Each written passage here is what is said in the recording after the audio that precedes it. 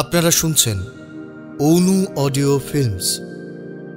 প্রতি সপ্তাহে আমরা আপনাদের জন্য নিয়ে আসি তারানাথ তান্ত্রিকের রোমাঞ্চকর কিছু গল্প।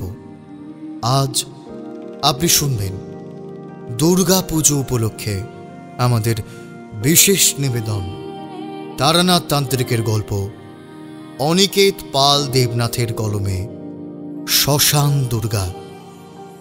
গল্পটি শুনে ভালো লাগলে অবশ্যই আমাদের চ্যানেলটি সাবস্ক্রাইব করে বেল আইকন প্রেস করে রাখবেন এবং অবশ্যই গল্পটি শুনে আপনার কেমন লাগলো আপনার মূল্যবান মতামত আমাদের কমেন্টসে জানাতে ভুলবেন না।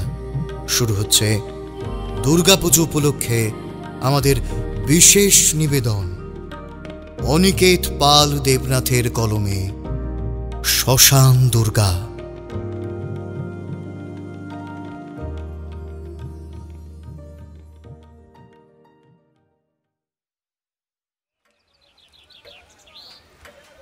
সকালে পূজা আহ্নিক সেরে সবে চায়ের কাপে শব্দ করে প্রথম চুমুকটা দিয়েছেন তারানাথ। অমনি বাইরে থেকে সদর দরজায় বারবার ধাক্কা পড়তে লাগলো। প্রথমটায় কিছুটা হকচকিয়ে গেলেও মুহূর্তে নিজেকে শান্ত করে গম্ভীর স্বরে তারানাথ বললেন, কে? তবে বাইরে থেকে প্রত্যুত্তরে কোনো জবাব এলো না। তার বদলে দরজায় ধাক্কার বেগ আরও বাড়তে লাগলো। এবার বেশ গর্জেই উঠলেন তারানাথ। বাঁদরামো হচ্ছে? সকাল সকাল বাঁদরামো করার আর জায়গা পেল না হতচ্ছাড়াগুলো। কথাগুলো বলতে বলতেই দরজাটা খুললেন তারানাথ। দরজা খুলতেই এক গাল হেসে দুই মূর্তিমান একসাথে বলে উঠলাম, একজন নয়, দুইজন বাঁদর। দরজার বাইরে দাঁড়িয়ে আমি আর কিশোরী। কিশোরী আবার বলল, বাইরেই দাঁড় করিয়ে রাখবেন নাকি একটু ভেতরেও ঢুকতে দেবেন? আজ দুপুরে খাওয়া দাওয়াটা কিন্তু এখানেই সারবো আমরা। বাজার করা শেষ, এবার শুধু জমিয়ে রান্না করতে হবে। তারানাথ দেখলেন আমার আর কিশোরীর হাতে রয়েছে বেশ কয়েকটা থলে, যার মধ্যে একটিতে বাজারও রয়েছে। কিছুটা প্রসন্ন হয়েই আমাদের ঘরে ঢুকতে বললেন তারানাথ। আরে এসো এসো, ভিতরে এসো। বসার ঘরে ঢুকে কিশোরী বলল, চারি কোথায় আর বাকিরা সব কোথায়? মটলেন হাউসে আজ আপনি একাই মনে হচ্ছে। উত্তরে তারানাথ গলায় কিছুটা গাম্ভীর্য ধরে রেখেই বললেন, ওরা বর্ধমানে এক আত্মীয়ের বাড়িতে গিয়েছে, আসবে পুজোর শেষে।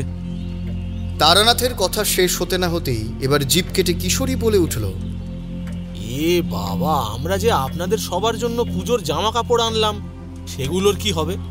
আর এই যে ব্যাগ ভর্তি বাজার আনলাম, দুপুরে সবাই মিলে জমিয়ে খাওয়া দাওয়া ও তারপর আড্ডা হবে ভেবে, এ তো দেখছি সেগুড়ে বালি।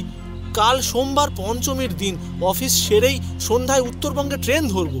তার আগে আজকে ছুটিটা সকলে মিলে একসাথে কাটাবো ভাবলাম, সব মাটি হয়ে গেল। কিশোরীর কথায় আফসোস স্পষ্ট। তোমরা পুজোয় দার্জিলিং যাচ্ছ?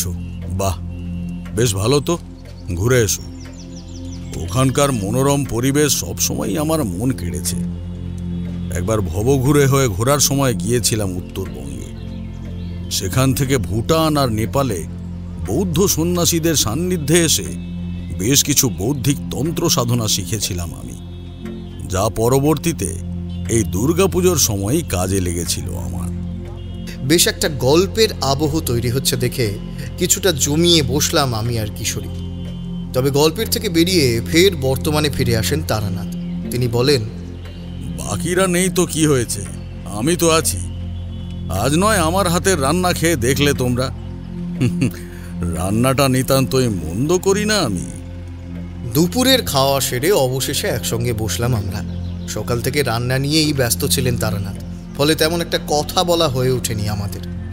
তারানাথের দিকে পাসিং শোয়ের প্যাকেটটা বাড়িয়ে দিয়ে এবার আমি বললাম, তখন কি একটা গল্প বলছিলেন না এই দুর্গাপুজো নিয়ে, ওটা বলুন না। বিভূতির কথার কোনো উত্তর না দিয়ে একটা সিগারেট ধরালেন তারানাথ। গল্প নয়, সত্যি। তারানাথের গম্ভীর গলার স্বর যেন আরও একটু বেশি গম্ভীর শোনালো।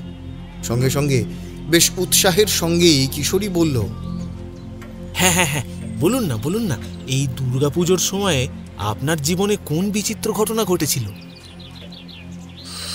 কিছুক্ষণ চুপ থেকে সিগারেটে একটা বড় সড়ো টান দিলেন তারানাথ।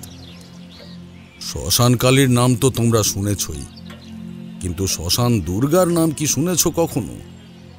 গম্ভীর স্বরে রহস্য বজায় রেখে প্রশ্ন করলেন তারানাথ। বেশ কৌতূহলের সঙ্গেই আমি বললাম, শ্মশান দুর্গা? না, মা দুর্গার এমন কোনো রূপের নাম তো আগে শুনিনি। কিছুটা কৌতূহল ও উৎসাহের সঙ্গে এবার কথাগুলো বলল কিশোরী। মা দুর্গার পুজো তো সাধারণত বিভিন্ন পাড়ার বা কিছু ক্লাবের উদ্যোগেই হয়ে থাকে। তাছাড়া বনেদি বাড়ির পুজো তো রয়েছেই। মা দুর্গাকে তো মেয়ে রূপে মর্তে আহ্বান জানানো হয়, তাহলে মায়ের পুজো শ্মশানে কেন করা হবে? হয় হয়, এই বাংলাতেই মা দুর্গার পুজো শ্মশান ভূমিতে হয়। হুগলির জনাইয়ে রাজবাড়ির দুর্গা পুজো শ্মশান ভূমিতেই হয়। তবে হ্যাঁ, প্রত্যক্ষভাবে কিন্তু শ্মশানে তা হয় না। কথিত আছে এই পুজোর সূচনা করেছিলেন কালীপ্রসাদ মুখোপাধ্যায়। তিনি সাধনা করে দেবী দুর্গার দর্শন পেয়েছিলেন।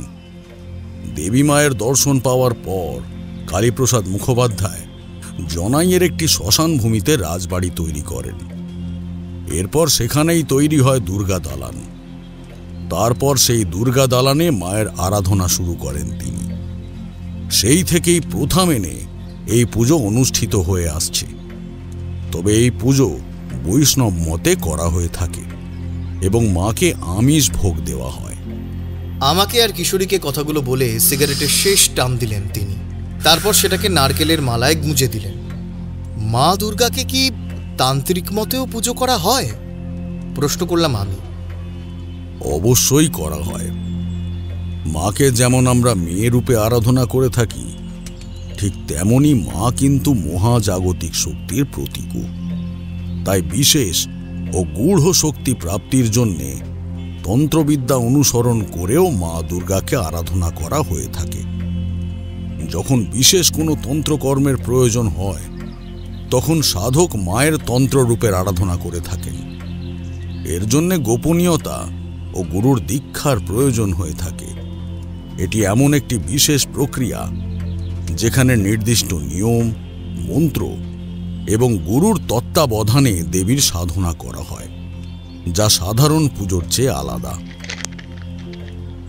কথা শেষ করে ফের একটা সিগারেট ধরালেন তিনি। সিগারেটে একটা লম্বা টান দিয়ে তিনি বললেন, মা দুর্গার এই তন্ত্র রূপ যে কতটা ভয়ঙ্কর হতে পারে তাই এবার বলবো তোমাদের। আমার ভবঘুরে জীবনে এমনই এক ঘটনার সাক্ষী হয়েছিলাম আমি। আচ্ছা, তোমরা 10 মহাবিদ্যার নাম শুনেছ? এবার কিশোরী বেশ আগ্রহের সঙ্গেই বলল, হ্যাঁ, দশমহাবিদ্যার বিষয়ে আমি পড়েছি। দেবী আদিশক্তিকে তন্ত্রমতে 10 রূপে ভাগ করা হয়েছে, যাদের একত্রে দশমহাবিদ্যা বলা হয়ে থাকে। এই তো, বেশ জ্ঞান আছে তোমার দেখছি। হ্যাঁ, কিশোরীকে কিছুটা প্রসন্নতার সুরেই বললেন তারানাথ। তবে 10 মহাবিদ্যায় দেবীর এই 10 রূপের নাম কি জানা আছে তোমাদের? এইবার কিশোরীর উদ্দেশ্যে প্রশ্নটা করলেন তারানাথ।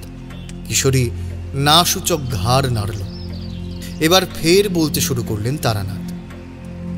তন্ত্র মতে দেবীকে আদি শক্তি হিসেবে আরাধনা করা হয়। দেবী আদি শক্তির একটি অন্যতম তান্ত্রিক রূপ হল দেবী মাতঙ্গী। দেবী মাতঙ্গীকে সঙ্গীত, জ্ঞান ও শিল্পকলা পরিচালনা করার দেবী হিসেবে গণ্য করা হয়। কিন্তু দেবী সরস্বতীকেও তো সঙ্গীত, জ্ঞান ও শিল্পকলার দেবী হিসেবে গণ্য করা হয়। কিছুটা অবাক হয়েই আমি বললাম।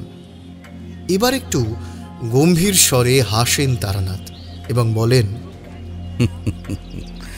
তুমি ভুল নও।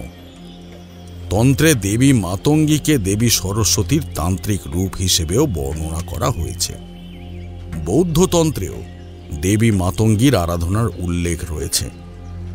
তন্ত্র সাধনায় এছাড়া আর কি কি রূপ রয়েছে দেবীর? তাদের মধ্যে কোন কোন মহাগুণ রয়েছে? আমার প্রশ্নের উত্তরে তারানাথ এবার বললেন, মা দুর্গার তান্ত্রিক রূপ হিসেবে পরিচিত অন্যান্য মহাবিদ্যারা হলেন কালী, তারা, ত্রিপুরা সুন্দরী, ভুবনেশ্বরী, ভৈরবী, ছিন্নমস্তা, ধূমাবতী, বগলামুখী এবং কমলাত্মিকা। মা কালী হলেন মহাকালের অর্ধাঙ্গিনী। তিনি একদিকে যেমন মাতৃরূপে সৃষ্টির প্রতীক, অন্যদিকে তিনি আবার কালরূপে সংহারিণী। মা তারা হলেন মা কালীরই এক বিশেষ রূপ। দেবী তারা তার সকল ভক্তকে ভীষণ বিপদ থেকে রক্ষা করেন। দেবী সর্বব্যাপী এবং সর্বত্রই তিনি সমভাবে বিরাজিত। যে সাধক দেবীর সাধনায় সিদ্ধ হন তিনি কাব্য শক্তি লাভ করেন, সর্বশাস্ত্র বিশারদ হন এবং মোক্ষ লাভ করেন। 10 মহাবিদ্যার আরেক দেবী হলেন ত্রিপুরা সুন্দরী, যিনি দেবী ষোড়শী নামেও আরাধ্য। তিনি হলেন মহাবিদ্যার অগ্রগণ্য দেবী, শ্রীবিদ্যার প্রাথমিক দেবী। তিনি মহাবিশ্বের চূড়ান্ত শক্তি হিসেবে স্থান দেওয়া হয়েছে তাঁকে। তিনি সর্বোত্তম চেতনা, ব্রহ্মা, বিষ্ণু এবং মহেশ্বরের ওপর থেকে জগৎ সংসার চালনা করছেন তিনি। 10 মহাবিদ্যার আরেক অন্যতমা দেবী হলেন ভুবনেশ্বরী। তিনি সমস্ত সৃষ্টির সম্রাজ্ঞী। নিখিল ব্রহ্মাণ্ড সৃষ্টির সঞ্চালিকা হিসেবে গণ্য করা হয় তাকে। তিনি মহাদেবীর সর্বোচ্চ মূর্ত প্রতীক। তিনিই আদ্যাশক্তি।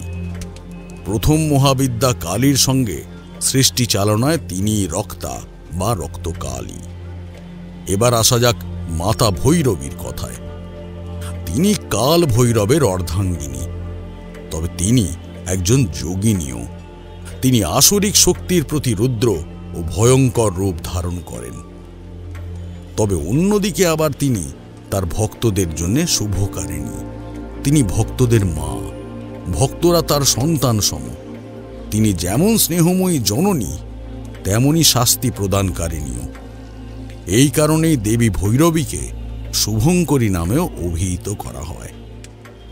এতদূর বলা শেষ করেই ঘর থেকে বেরিয়ে গেলেন তারানাথ। কথার মাঝে এইভাবে তারানাথের হঠাৎ প্রস্থানে কিছুটা হকচকিয়ে গিয়েছিলাম আমি আর কিশোরী দুজনেই। তবে কিছুক্ষণের মধ্যেই জলের পাত্র হাতে ঘরে প্রবেশ করলেন তারানাথ। জলপান করলেন তিনি।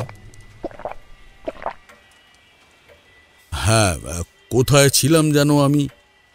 জলপান পর্ব মিটলে প্রশ্নটা করলেন তারানাথ। দেবী ভৈরবী। ও হ্যাঁ, 10 মহাবিদ্যার আরেক রূপ হলেন দেবী ছিন্নমস্তা। দেবী নিজেই নিজের মস্তক ছিন্ন করেছিলেন বলে দেবীর এই নাম। গুহ্যতান্ত্রিক সাধনায় তিনি গুপ্ত দুর্গা এবং প্রচণ্ড চণ্ডিকা নামেও পরিচিতা। তিনি তার 2 সহচরীর ক্ষুধা নিবারণের জন্য নিজেই নিজের মস্তক ছিন্ন করেছিলেন। তার কণ্ঠনালী থেকে সবেগে নির্গত হয় 3টি রক্তধারা, যার একটি স্বয়ং তিনিই পান করেন এবং বাকি 2টি ডাকিনী ও বর্ণিনী নামে তার 2 সহচরী পান করেন। তিনি একদিকে যেমন মৃত্যু, পার্থিব বিষয় এবং ধ্বংসের প্রতীক, তেমনি অন্যদিকে জীবন, অনৈতিকতা ও পুনঃসৃজনেরও প্রতীক। 10 মহাবিদ্যার পরবর্তী দেবী হলেন ধূমাবতী। তিনি একমাত্র মহাবিদ্যা যার স্বামী নেই। তাকে বিধবা রূপে আরাধনা করা হয়ে থাকে। কথিত আছে দেবী ক্ষুধার জ্বালা সহ্য না করতে পেরে স্বামী শিবকেই ভক্ষণ করেছিলেন, যার ফলে এই রূপ তিনি পান। ধূমাবতী প্রলয়ের প্রতীক। তিনি সৃষ্টির পূর্বে ও প্রলয়ের পরে বিদ্যমান মহাশূন্যের মূর্তিস্বরূপ। তবে তিনি কোমল স্বভাবা এবং বরদাত্রীও। আসলে তার কুৎসিত রূপটি প্রকৃতপক্ষে একটি রূপক মাত্র। এই রূপ সাধককে বাইরের নকল সৌন্দর্যের পরিবর্তে জীবনের অন্তর্নিহিত সত্যটি অনুসন্ধান করার ও জানার জন্য সঠিক পথে চালনা করে। 10 মহাবিদ্যার আরেক অন্যতমা দেবী হলেন দেবী বগলামুখী।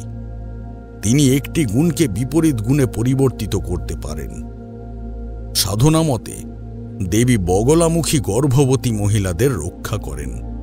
তিনি উপাসককে অন্যদের মোহিত করার ক্ষমতা এবং সেই সাথে শত্রু ও প্রতিযোগীদের পরাস্ত করার সাহস দিয়ে থাকেন। পৃথিবীর সমস্ত দুষ্ট শক্তি থেকে তিনি সাধককে রক্ষা করেন। আর দশম এবং শেষ মহাবিদ্যা হলেন দেবী কমলাত্মিকা। তাকে লক্ষ্মীর তান্ত্রিক রূপ হিসেবে গণ্য করা হয়। তিনি সমস্ত ভক্তদের বস্তুবাদী এবং আধ্যাত্মিক শান্তির জন্য আশীর্বাদ প্রদান করেন। এই হল 10 মহাবিদ্যার 10টা রূপ। তন্ত্র সাধনায় 10 মহাবিদ্যার কোনো এক দেবীকে তুষ্ট করতে পারলে সাধক অসীম শক্তিতে বলিষ্ঠ হন। তবে আমি আজ যার কথা বলবো তিনি 10 মহাবিদ্যার প্রত্যেক শক্তির আশীর্বাদ পেয়েছিলেন একই সঙ্গে। 10 মহাবিদ্যার প্রত্যেক দেবী তার উপর তুষ্ট হয়েছিলেন। কোনো সাধকের জন্য যেই প্রাপ্তি যেমন দুর্লভ, তেমনি পরম সৌভাগ্যের। 10 মহাবিদ্যার শক্তিতে বলিষ্ঠ তন্ত্রবিদ্যার দ্বারা উজাড় হয়ে বাঁধ ভাঙা চোখের জল বয়ে গিয়েছিল এক গ্রামে। সময়টা ছিল এই দুর্গাপুজোরই। এতদূর পর্যন্ত বলে ফের একটা সিগারেট ধরালেন তারানাথ।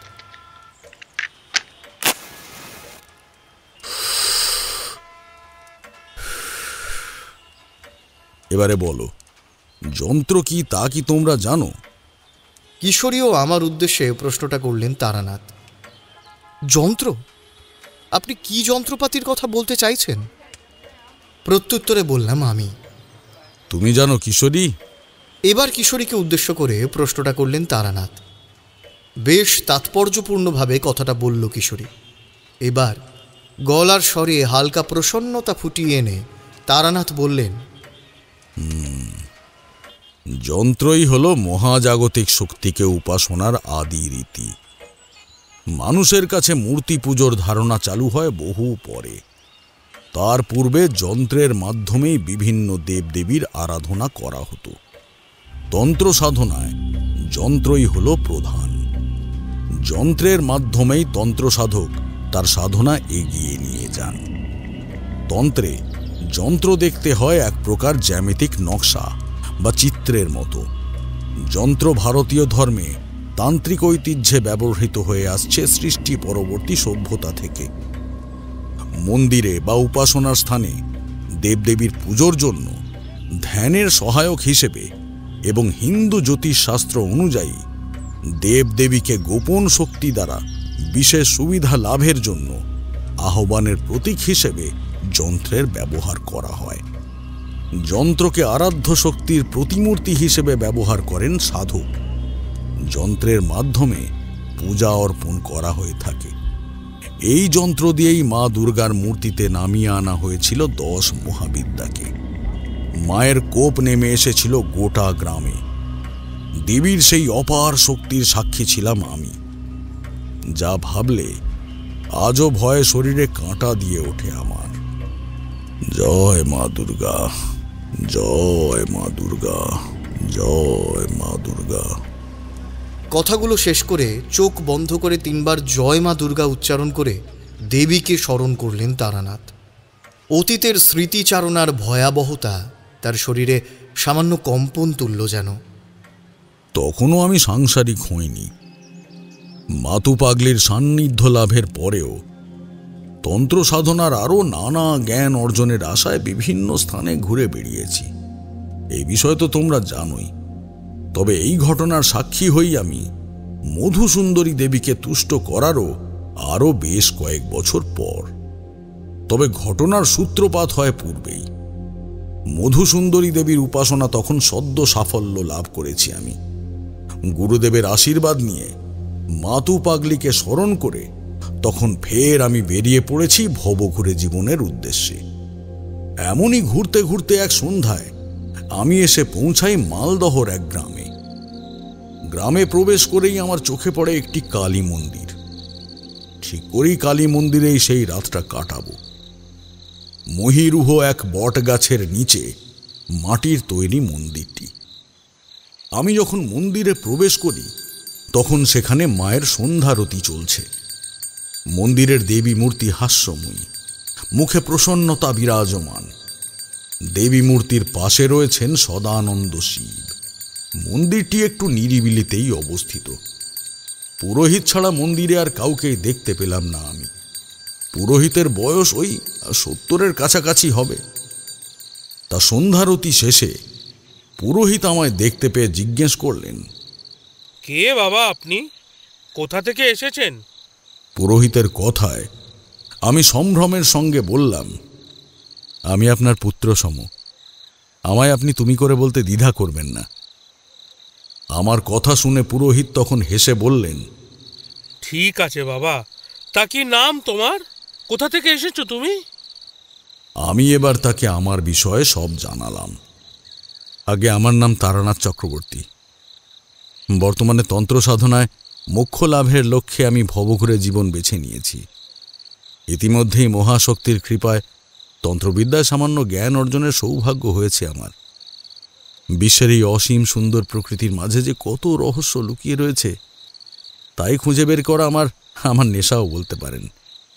আমি ঘুরতে ঘুরতে আপনাদের এই গ্রামে এসে পড়েছি। আপনার যদি অনুমতি থাকে তাহলে আজ রাতটা আমি এই মন্দিরেই কাটিয়ে দিতে চাই। কাল সূর্যের আলো ফুটলেই আমি বিদায় নেব।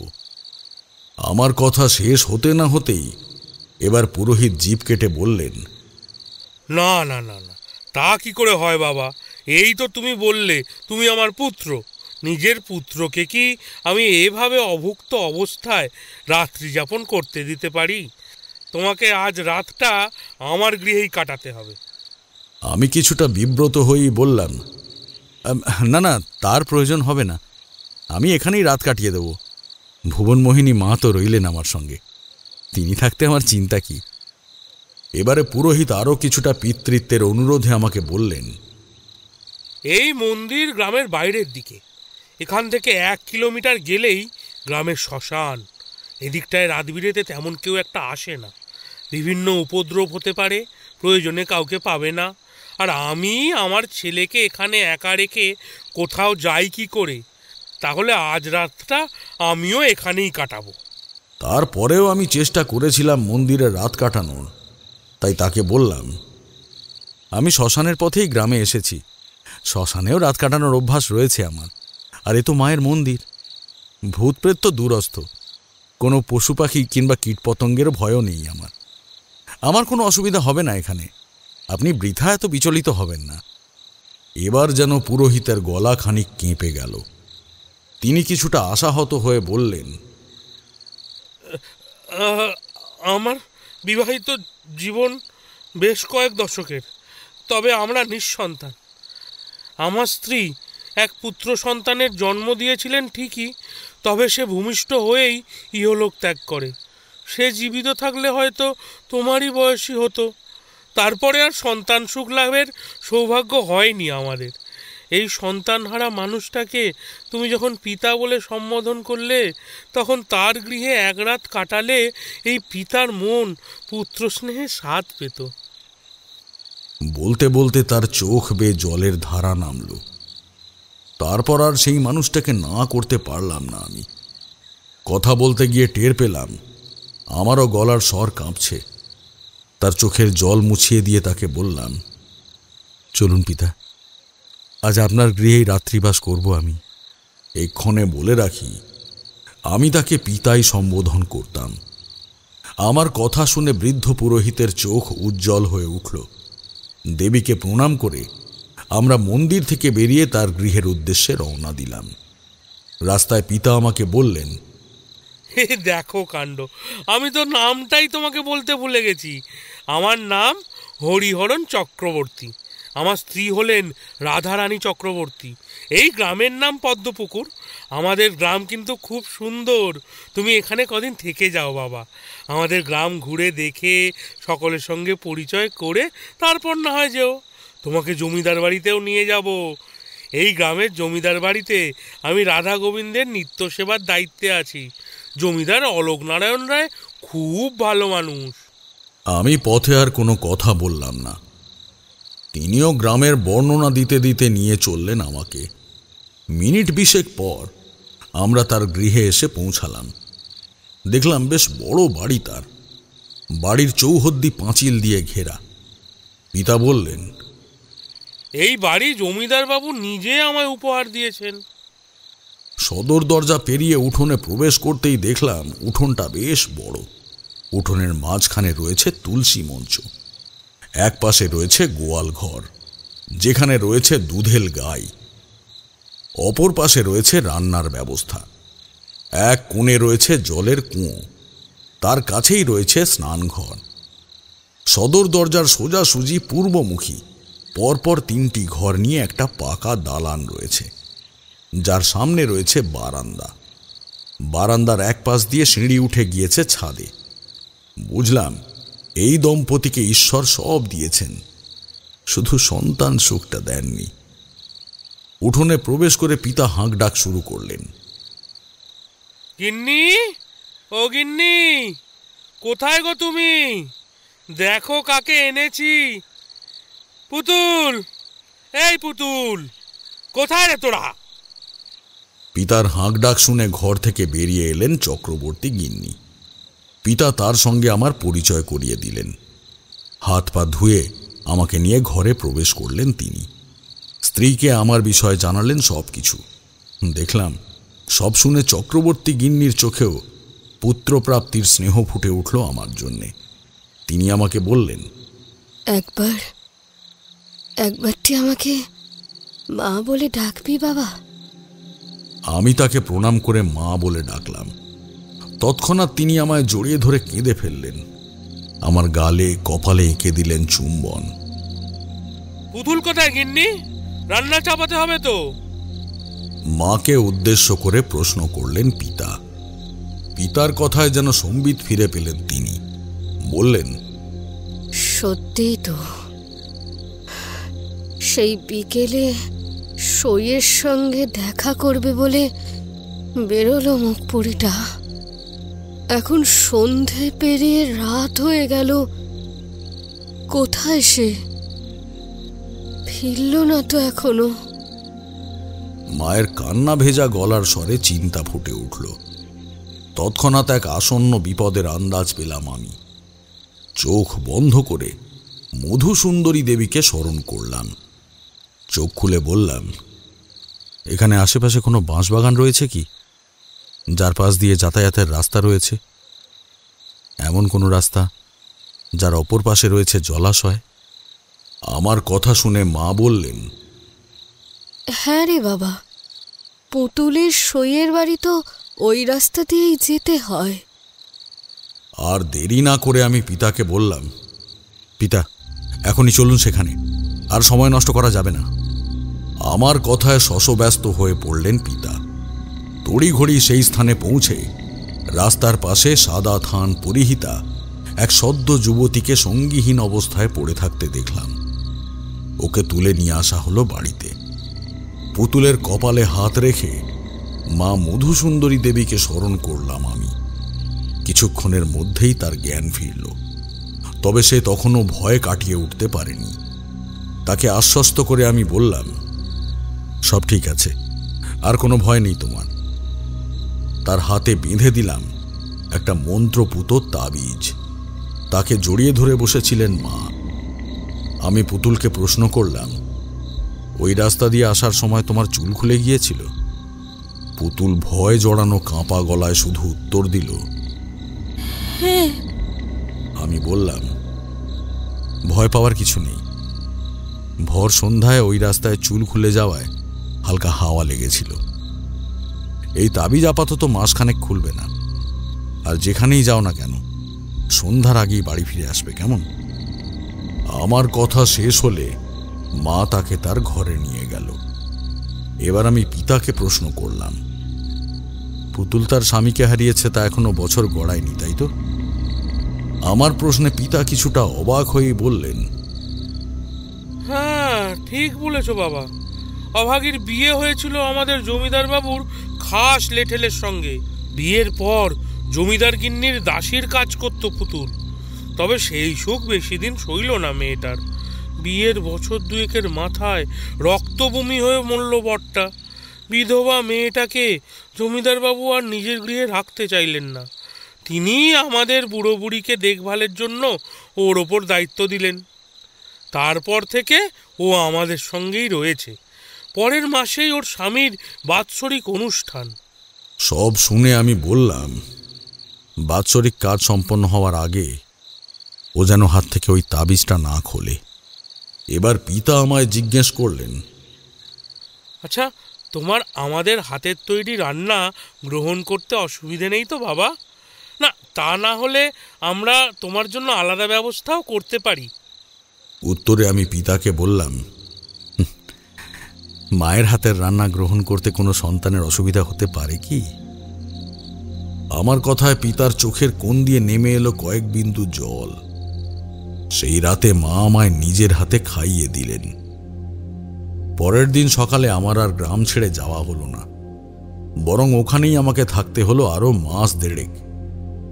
সকাল হতেই আগের দিন রাতে পুতুলের সঙ্গে হওয়া ঘটনার বর্ণনা চারিদিকে ছড়িয়ে পড়ল। এরপরেই আমাকে দেখতে ভিড় জমাতে লাগলো গ্রামের সাধারণ মানুষ। জানতে পারলাম পুতুলই সকাল সকাল বাড়ি বাড়ি গিয়ে আমার কথা বলে এসেছে। আমি পুতুলকে এই বিষয়ে জিজ্ঞেস করলে সে বলল, গাঁয়ের মানুষের বড় দুঃখ, আপনার আশীর্বাদ তাদের উপর থাকলে তারা একটু আশ্বস্ত হবেন। অগত্যা গ্রামের মানুষের হাত দেখা, কুষ্ঠি বিচার করা, বিভিন্ন সমস্যার প্রতিকার করা শুরু হলো আমার। কথাটা কানে গিয়েছিল জমিদারেরও। সেই মতো একদিন ডাক পড়ল জমিদার বাড়িতে। পিতার সঙ্গেই আমি হাজির হলাম সেখানে। জমিদার বাবু আমায় বললেন, গ্রামে তুমি নতুন এসেছো শুনলাম, আর ইতিমধ্যেই তোমার বেশ নামডাকও হয়েছে। ঠাকুরমশাইয়ের থেকেই শুনলাম তুমি তার গৃহে পুত্র হয়ে থাকছো। শুনেছি তোমার নাকি কিছু অলৌকিক ক্ষমতাও রয়েছে। তা তোমার কোনো অসুবিধা হচ্ছে না তো এখানে? জমিদারের কথায় আমি শুধু বললাম, না না, কোনো অসুবিধা হচ্ছে না। জমিদার বাবু আমায় বললেন, তাহলে এই গ্রামে আরো কয়েকদিন থেকে যাও। গ্রামের মানুষের তোমার উপর আস্থা জন্মেছে, তাদের একটু সাহায্য করে দাও বাবা। এরপর কিছু একটা ভেবে তিনি বললেন, আমার ছেলে তোমারই বয়সী হবে, তোমার সাথে পরিচয় করিয়ে দিচ্ছি। সে তোমাকে আজ গোটা গ্রাম ঘুরিয়ে দেখাবে, তারপর দুপুরে আমার এখানেই অন্নগ্রহণ করবে। এরপর তিনি পিতাকে উদ্দেশ্য করে বললেন, ঠাকুরমশাই, আপনি আপনার গিন্নি ও পুতুলকে খবর পাঠান, আপনারাও আজ এখানেই মধ্যাহ্নভোজন সারবেন, ঠিক আছে? কথাগুলো বলে তিনি তার পুত্রকে ডাক দিলেন, রিপেন, রিপেন। জমিদার বাবুর ডাক শুনে নৃপেন তার সামনে এসে দাঁড়ালো। দেখলাম সে আমারই বয়সী এক যুবক। জমিদার হুকুম দিলেন, এ হচ্ছে তারানাথ, আমাদের গ্রামের অতিথি। আজ তুমি তারানাথকে গ্রাম ঘুরিয়ে দেখাবে। আমি গাড়োয়ানকে বলে দিচ্ছি তোমাদের জন্য গাড়ি বের করতে। নৃপেনের সঙ্গে গ্রাম ভ্রমণে বেরিয়ে আমি বেশ মোহিত হলাম। পদ্মপুকুর গ্রামটা সত্যিই অপূর্ব। গ্রামের নাম পদ্মপুকুর হওয়ার কারণ আমি বুঝেছিলাম সেদিন। গ্রামের দিকে দিকে রয়েছে জলাশয়, আর প্রত্যেকটি জলাশয়ে ফুটে রয়েছে শত শত পদ্ম। মা ধরিত্রী যেন এই গ্রামকে নিজের হাতে যত্ন করে সাজিয়েছেন। কানে ভেসে আসছে পাখিদের কলতান, বাতাসে ভেসে বেড়াচ্ছে নানা ফুলের গন্ধ। তবে এরই মধ্যে নৃপেনের বিষয়ে একটা জিনিস সেদিন আমি লক্ষ্য করেছিলাম। নারীর প্রতি নৃপেনের দৃষ্টি মোটেই ভালো ছিল না। আমি বুঝতে পেরেছিলাম নৃপেনের এই নারী আসক্তি কোনো একদিন তার জন্যে বড় বিপদের কারণ হয়ে উঠতে পারে। তবে সেদিন আমি এই বিষয়টিকে নিয়ে কাউকে কিছু জানাই না। এভাবেই পদ্মপুকুরে আমার 1 মাস ব্যতীত হলো। এর মধ্যেই পুতুলের সঙ্গে আমার খুব ভালো ভাব হয়ে গিয়েছিল। পুতুল আমায় দাদা বলে ডাকত। আমিও ওকে ছোট বোনের মতো ভালোবাসতাম। পুতুলের গায়ের রং ছিল ঘন কালো, ওর চোখগুলো ছিল বড়ই সুন্দর, ঠিক যেন মায়া জড়ানো পদ্মের পাপড়ি। সাদা শাড়িটা ওর জন্যে বেমানান ছিল ঠিকই, কিন্তু পুতুলের মুখে সদা লেগে থাকতো একটা মিষ্টি হাসি। আমি নিজে দাঁড়িয়ে থেকে পুতুলের স্বামীর বাৎসরিক কাজ সম্পন্ন করাই। সেদিন ও আমার পা জড়িয়ে ধরে অঝরে কেঁদেছিল। এর দিন 2 পর আমি পিতাকে জানাই, এবার তো আমায় বিদায় নিতে হবে পিতা। বহুদিন এখানে রয়েছি, এবার আমায় যাওয়ার অনুমতি দিন। এই কথা শুনে পিতা কিছুটা গম্ভীর হয়ে গেলেন। তিনি বললেন, তুমি চলে যাবে। তুমি চলে গেলে এই পিতা যে আবার সন্তানহারা হয়ে যাবে বাবা। দেখলাম পিতার চোখে জল। আমি তার চোখের জলটা মুছে দিয়ে বললাম, আমায় তো যেতেই হবে পিতা। একদিন না একদিন তো এই দিনটা আসতই। এবার পিতা বললেন, ঠিক আছে, তুমি যেতে চাইলে আমি তোমাকে আর আটকাবো না। তবে মাকে তুমি নিজেই বলবে তোমার ফিরে যাওয়ার কথা। বুঝলাম পিতার মন ভারাক্রান্ত। আমি শুধু মাথা নেড়ে সম্মতি জানালাম। সেদিন দুপুরে মধ্যাহ্ন ভোজনের পর বিশ্রাম নেবার সময় মায়ের পা টিপে দিতে দিতে আমার বিদায় নেবার বিষয়ে তাকে জানালাম। কথাটা শুনেই অঝোর নয়নে কেঁদে ফেললেন তিনি। আমাকে বুকে জড়িয়ে ধরে বললেন, তুই চলে গেলে এই বুড়ো বুড়ির কি হবে বাবা? চলে যাবি তুই। মায়ের এই কথার কোনো উত্তর আমি খুঁজে পাচ্ছিলাম না। মাকে শান্ত করে আমি বললাম, মা, আমি যে ভবঘুরে তান্ত্রিক মা, আমার যে বেশি দিন গৃহে বাস করতে নেই। আমায় এবার অনুমতি দিন মা। আপনার আর পিতার অনুমতি ছাড়া আমি যে গৃহত্যাগ করতে পারবো না। এবার মা আমার গালে স্নেহচুম্বন এঁকে দিয়ে বললেন, তুই তাহলে চলেই যাবি? মায়ের গলায় কান্না ভেজা হতাশা স্পষ্ট ধরা পড়ল। দীর্ঘশ্বাস ফেলে বললেন, ঠিক আছে, তুই যখন মনস্থির করেই নিয়েছিস, আমি আর তোকে আটকাবো না। তবে কথা দে, আমি বেঁচে থাকতে তুই অন্তত আরেকটিবার আমার কাছে আসবি। মায়ের দৃঢ় প্রতিজ্ঞ অনুরোধের সামনে আমি আর কিছুই বলতে পারলাম না। তাকে কথা দিলাম তার কাছে ফিরে আসব। এবার তিনি আমায় জিজ্ঞেস করলেন, পিতা জানেন? আমি নিঃশব্দে মাথা নেড়ে হ্যাঁ জানালাম। দরজার বাইরে দাঁড়িয়ে সব শুনে মনমরা হয়ে পড়ল পুতুল। অভিমানী গলায় সে বলে উঠল, তুমি কি তোমার বোনকে একটুও ভালোবাসো না দাদা? আমায় ছেড়ে এভাবে চলে যেতে পারবে তুমি? কর্তা বাবার গিন্নিমার তো বয়স হয়েছে। তুমি ছাড়া একাই বিধবা বোনটাকে কে রক্ষা করবে বলো তো? পুতুলের মুখে এই কথাগুলো শুনে আমার বুকের ভেতরটা কেঁপে উঠেছিল সেই দিন। আমি পুতুলকে আশ্বাস দিয়ে বললাম, যখনই কোনো বিপদে পড়বি মঙ্গলময়ী মাকে স্মরণ করবি। মা নিশ্চিত তোকে পথ দেখাবেন। ছল ছল চোখ নিয়ে পুতুল বলে উঠল, তুমি আর এখানে ফিরে আসবে না দাদা? ততক্ষণে ঠোঁট ফুলে উঠেছে পুতুলের। আমি ওর মাথায় হাত রেখে বললাম, ধুর পাগলি মেয়ে, আমি আসবো তো আবার ফিরে। তোর কখনো কোনো বিপদ হলেই দেখবি তোর দাদা এখানে হাজির হয়ে গিয়েছে। এতক্ষণ মন দিয়ে তারানাথের কথাগুলো শুনছিলাম আমি আর কিশোরী। কথার মাঝেই আমি থামিয়ে দিয়ে হঠাৎই প্রশ্ন করে বসলাম, তার মানে আপনি তাদের কথা দিয়েছিলেন সেখানে আবার ফিরে যাওয়ার, আর ফিরে গিয়েছিলেন সেখানে? উত্তরে তারানাথ বললেন, হ্যাঁ, গিয়েছিলাম আরও একবার। এবার একটা দীর্ঘশ্বাস ফেললেন তারানাথ। একটু থেমে তিনি বললেন, তবে ততদিনে সেই গ্রামকে গ্রাস করেছে প্রতিশোধের ভয়ঙ্কর অভিশাপ। এক নারীর প্রত্যেক বিন্দু চোখের জল গোটা গ্রামটাকে উজাড় করে দিয়েছিল। নেমে এসেছিল মৃত্যুর পরোয়ানা। কি হয়েছিল সেখানে? এইবার প্রশ্নটা করল কিশোরী। শ্মশান দুর্গার ভয়ঙ্কর কোপ নেমে এসেছিল গোটা গ্রামে। কিশোরীর কথার উত্তরে গম্ভীর স্বরে জবাব দিলেন তারানাথ, এরপর দিনই আমি গ্রাম ছেড়ে বেরিয়ে যাবার জন্য প্রস্তুত হই।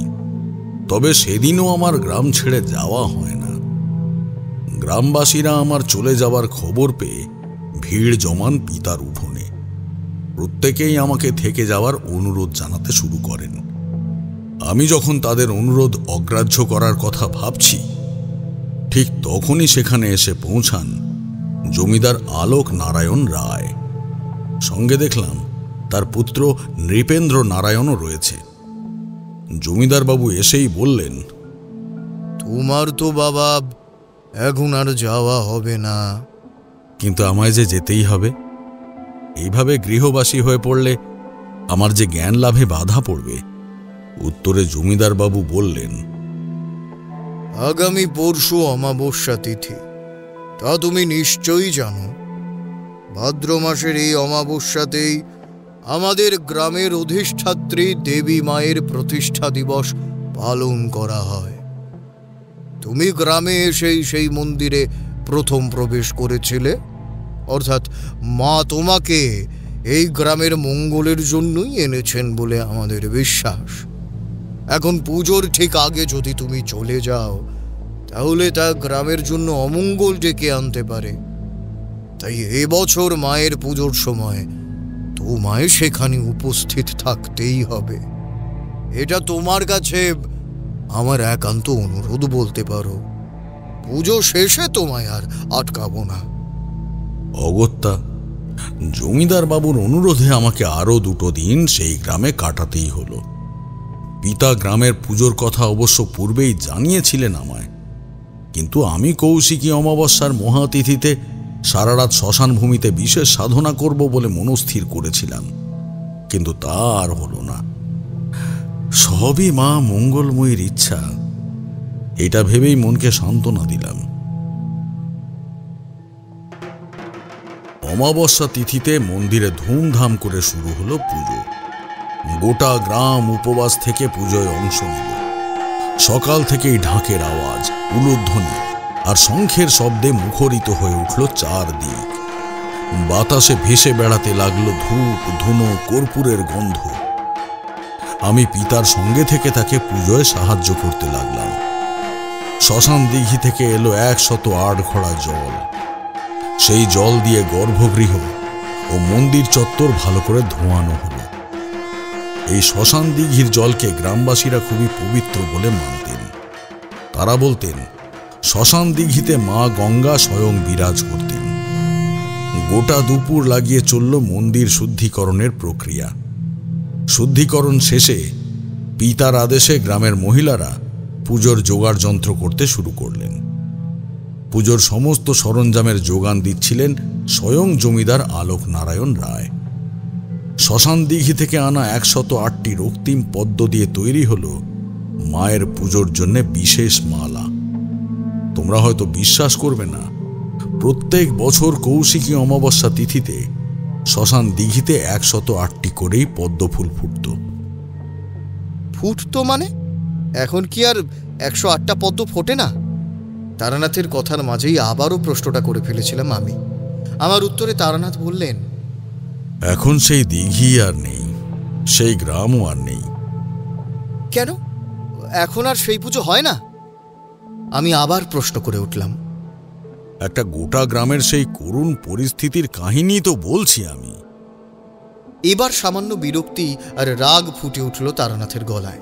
আমি বুঝলাম গল্পের মাঝে আমার বারবার প্রশ্ন করা তারানাথের গল্প বলার ধারায় ব্যাঘাত হানছে। আর কথা না বাড়িয়ে আমি চুপ করলাম। এরপর আবার বলতে শুরু করলেন তারানাথ। শ্মশান দিঘির পদ্মের মালা ছাড়াও মায়ের জন্যে গাঁথা হয়েছিল 108টি রক্ত জবার মালা। মায়ের পদতলে শয়নরত শিবের জন্য গাঁথা হয়েছিল 108টি নীল অপরাজিতার মালা ও 108টি শ্বেত ধুতুরার মালা। এছাড়াও ফল, নৈবেদ্য, পুজোর যাবতীয় সরঞ্জামে সেজে উঠেছিল মায়ের গর্ভগৃহ। রাত যত বাড়তে লাগল, তত পিতার মন্ত্রধ্বনি ও তার সঙ্গে তাল মিলিয়ে ঢাকের শব্দে মুখরিত হয়ে উঠতে থাকল চারদিক। ঘণ্টাখানেকের বেশি সময় ধরে চলল বিশাল যজ্ঞ। সেই যজ্ঞে আহুতি দেওয়া হলো দুধ, ঘি, মধু, ফল, পান, বিল্লপত্র। পুজো শেষ হতে হতে সূর্যের আলো ফুটে উঠল। পুজোর শেষে জমিদার বাবু গ্রামের প্রত্যেককে বস্ত্র বিতরণ করলেন। প্রত্যেকের হাতে তুলে দেওয়া হলো চাল, ডাল আর সবজির সরা। বেলা গড়াতেই আয়োজন করা হলো খিচুড়ি আর তরকারির। গ্রামবাসীরা তৃপ্তি করে প্রসাদ গ্রহণ করলেন। জমিদার বাবুও সপরিবারে গ্রামবাসীদের সঙ্গে বসে প্রসাদ গ্রহণ করলেন। নির্বিঘ্নে পুজো কাটলে তার পরের দিন আমি সেই গ্রাম থেকে রওনা দিলাম। জমিদার বাবু নিজে এসে আমাকে বিদায় জানালেন। গোটা গ্রাম ছেয়ে গিয়েছিল বিষণ্ণতায়। মায়ের চোখের জল বাঁধ মানছিল না আর। পুতুল আমাকে প্রণাম করে বলেছিল, তুমি কিন্তু কথা দিয়েছো এই বোনের কাছে তুমি ফিরে আসবে। আমি ওর মাথায় হাত রেখে নিঃশব্দ আশীর্বাদ করি। এরপর পিতা ও মায়ের চরণ স্পর্শ করে সেখান থেকে বিদায় নিয়ে আমি ওই গ্রাম থেকে বেরিয়ে ঘুরতে ঘুরতে বছরখানেক বাদে আমি পৌঁছেছিলাম পাহাড়ে পাহাড়ে পূর্ণ দার্জিলিংয়ে। দার্জিলিং একদিকে যেমন প্রাকৃতিক সৌন্দর্যে ঘেরা, তেমনি সেই প্রাকৃতিক সৌন্দর্যের মধ্যেই রয়েছে অসংখ্য রহস্য। পাহাড় ঢাকা জঙ্গলের মধ্যে লুকিয়ে রয়েছে কত গল্প। সেইখানেই আমার পরিচয় হয়েছিল এক বৌদ্ধ সন্ন্যাসীর সঙ্গে। তার কাছে দীর্ঘদিনের প্রার্থনার পর তিনি অবশেষে আমায় অনুগ্রহ করেছিলেন। এরপর তার সঙ্গে ঘুরে বেড়িয়েছিলাম নেপাল আর ভুটানের বহু জঙ্গলে। বৌদ্ধিক তন্ত্রে তিনি দেবী মাতঙ্গীর উপাসনা করে সিদ্ধি লাভ করেছিলেন। দেবী মাতঙ্গীর আশীর্বাদে তিনি আয়ত্তে এনেছিলেন অপার জ্ঞান ভাণ্ডার। মানুষের বর্তমান, ভূত, ভবিষ্যৎ কোনো কিছুই তার অজানা ছিল না। বছর চারেক আমি তার সান্নিধ্য লাভ করেছিলাম। তার শিষ্য হয়ে নেপাল ও ভুটানের জঙ্গলে জঙ্গলে ঘুরে বেড়াতাম এবং তার থেকে তন্ত্রের নানা গোপন ও গূঢ় জ্ঞান অর্জন করেছিলাম। এমনভাবেই দিন কাটছিল। তবে একদিন তিনি আমায় ডেকে বললেন, তারানাথ, আমি তোমার প্রতি সন্তুষ্ট, তবে এবার যে তোমাকে ফিরতে হবে। আমার থেকে তুমি যে জ্ঞান পেয়েছ তা তোমার ভবিষ্যৎ জীবনে কাজে লাগবে। তোমার জন্য এই ভবঘুরে জীবন নয়, তুমি সংসারী হবে। এ কথা তো তুমি পূর্বেই জেনেছ। এবার আমার সঙ্গ ত্যাগ করার সময় এসেছে তোমার। তবে আমি সেই মহান সাধকের সঙ্গ ত্যাগ করতে প্রস্তুত ছিলাম না। আমি অনুনয়ের সাথে তাকে বললাম, আমি কি কিছু ভুল করে ফেলেছি? আমাকে এইভাবে আপনার থেকে দূরে করে দেবেন না। এর উত্তরে তিনি বললেন, তুমি কিছু ভুল করনি। তবে জীবনে সকলের সঙ্গই কখনো না কখনো ত্যাগ করতে হয়। এটাই জীবন চক্রের নিয়ম। জীবন চক্রের এই নিয়ম মেনেই এবার তোমাকে আমার সঙ্গ ত্যাগ করতে হবে। এখান থেকে তুমি যাও সেই মায়ের কাছে, যার কাছে ফিরে যাওয়ার কথা দিয়ে এসেছিলে তুমি। তার যে এখন তোমার সঙ্গ খুব প্রয়োজন। গুরুর কথা শুনে আমার পদ্মপুকুর গ্রামের কথা মনে পড়ে গেল। আমি বিচলিত হয়ে প্রশ্ন করলাম, কি হয়েছে মায়ের? আপনি তো সবই জানেন, দয়া করে আমায় মার্গদর্শন করুন। আমার কথায় গুরুদেব বললেন, তুমি সেখানে গেলেই জানতে পারবে। এখন তোমাকে সব বলার সময় আসেনি। সেই দিনই গুরুদেবের থেকে বিদায় নিয়ে আমি পদ্মপুকুর গ্রামের উদ্দেশ্যে রওনা দিলাম। বছর দেড়েক পর আমি আবার সেই গ্রামে এসে পৌঁছালাম। সময়টা ছিল মা দুর্গার আগমনের। সেই দিন ছিল পঞ্চমীর সকাল। শরতের আকাশে ভেসে বেড়াচ্ছিল রাশি রাশি মেঘ।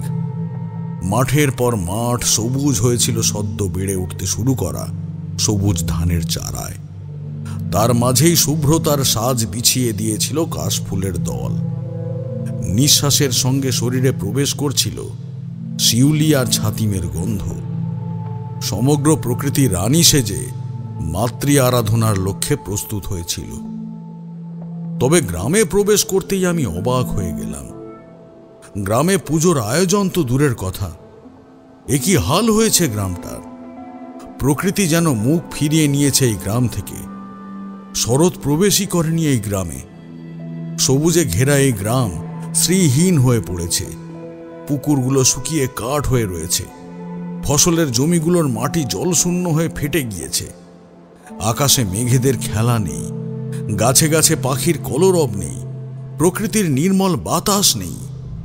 বদলে গ্রামের বাতাসে এক দম বন্ধ করা মরা পচা গন্ধের উপস্থিতি টের পেলাম আমি।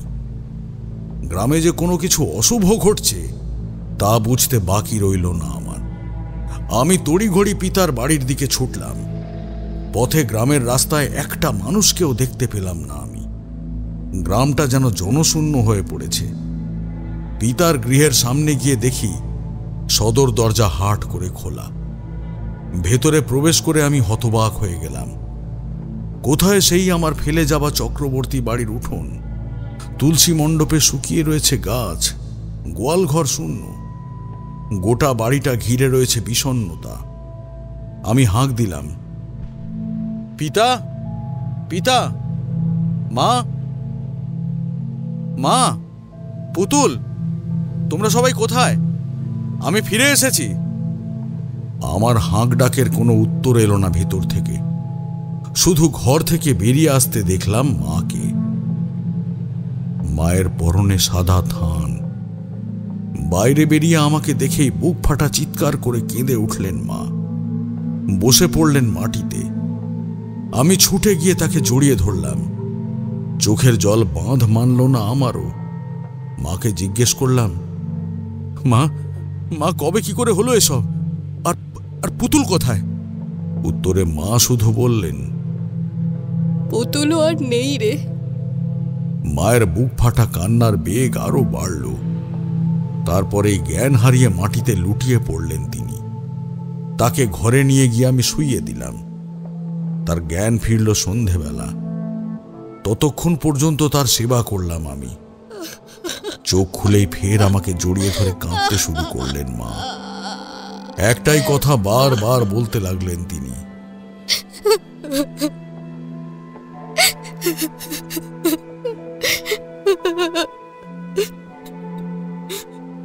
শেষ করে দিল, তোর পিতাকে শেষ করে দিল।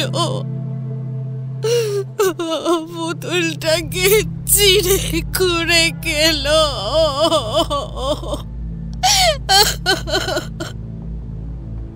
মাকে শান্ত করতে তার মাথায় হাত রেখে আমি মধুসুন্দরী দেবীকে স্মরণ করলাম।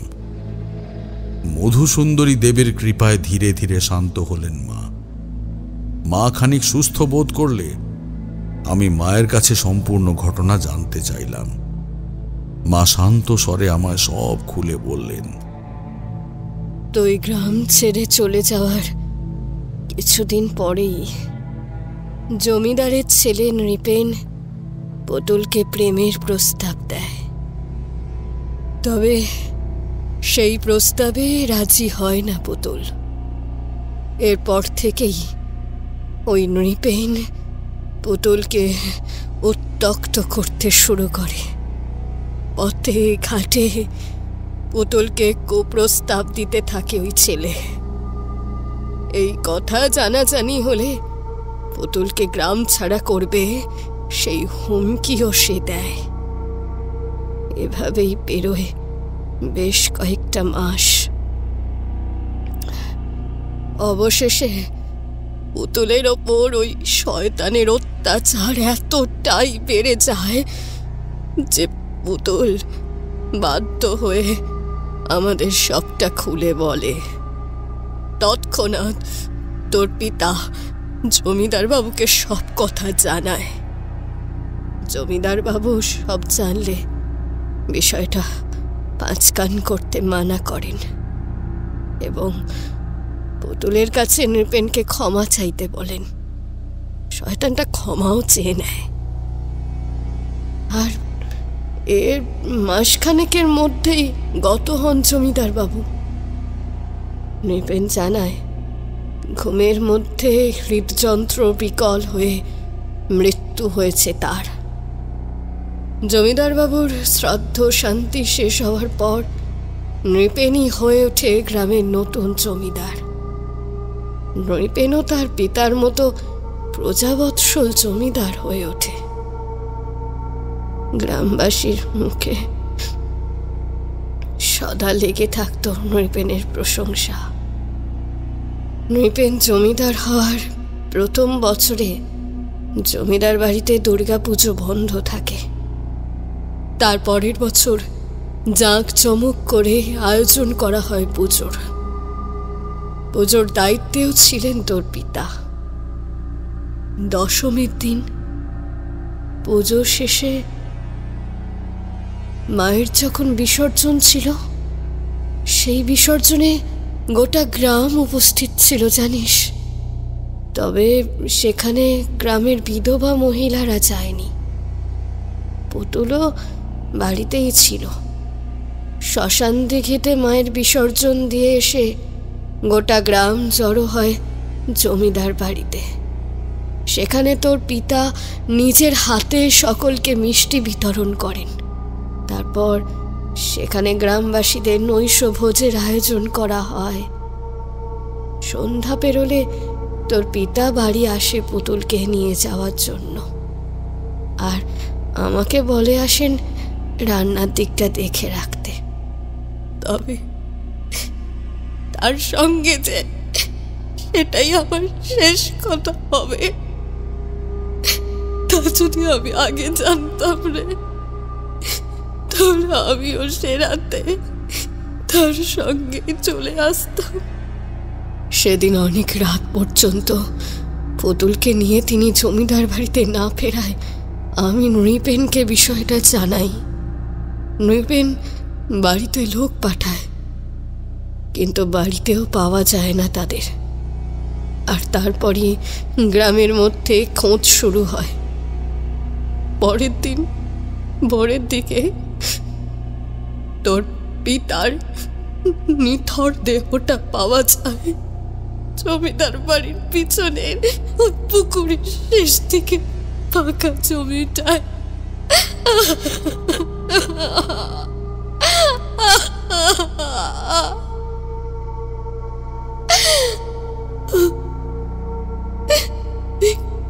কেউ ওনাকে নৃশংসভাবে বহুবার ছুরি দিয়ে আঘাত করেছিল। ওর বুকে, পেটে, পিঠে ছুরির একাধিক গভীর ক্ষত চিহ্ন ছিল। আরো কি হয়েছিল জানিস? তোর পিতার পাশেই বিবস্ত্র অবস্থায় পড়ে থাকতে দেখা গিয়েছিল পুতুলকে। ওর শরীর জুড়ে আঁচড়, কামড়। তবুও জানিস তো, মেয়েটার শরীরে তখনও প্রাণ ছিল। এত দূর বলে আর কান্না থামিয়ে রাখতে পারলেন না মা। তার চোখের জল মুছিয়ে দিয়ে আমি তাকে জিজ্ঞেস করলাম, মা মা কারা এর সঙ্গে জড়িত ছিল তা জানা গিয়েছে? উত্তরে মা হতাশার সাথে বললেন, না রে, সেসব কিছুই জানা যায়নি। নৃপেন অনেক চেষ্টা করেছিল দোষীদের খুঁজে বার করার, কিন্তু সবই বিফল হয়। পুতুলের কি হলো? ও তো বেঁচে ছিল। মাকে প্রশ্ন করলাম আমি।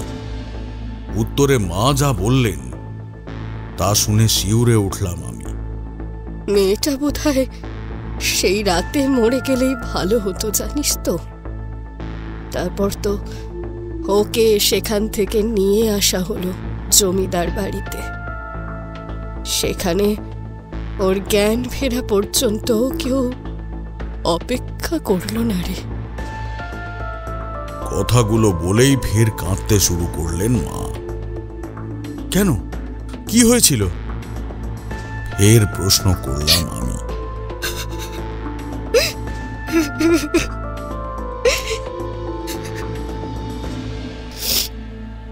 মেয়েটাকে যে গ্রামবাসীরা আর গ্রামে রাখতেই চাইল না। ধর্ষণ হয়েছে না মেয়ের, পরপুরুষে ছুঁয়েছে।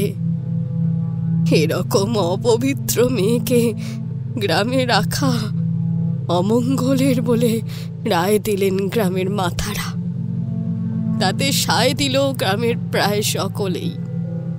নিদান দেওয়া হলো তোর পিতার সঙ্গে ওকেও জীবন্ত পুড়িয়ে দেওয়া হবে। এতেই নাকি ওর অপবিত্র শরীর থেকে আত্মারা মুক্তি পাবে।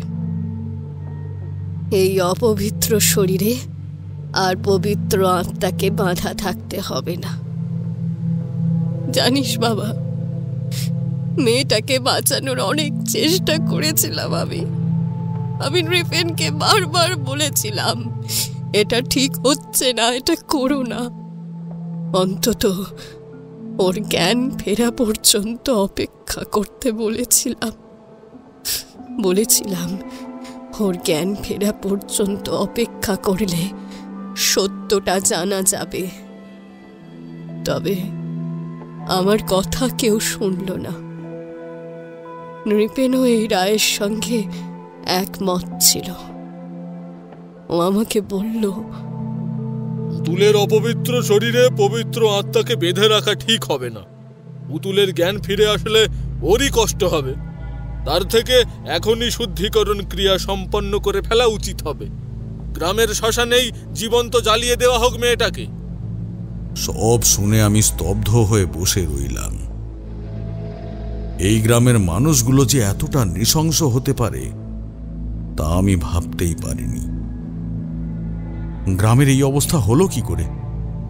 আমার এই প্রশ্নে এবার মা বললেন, এই ঘটনার পর 1 বছর কাটল।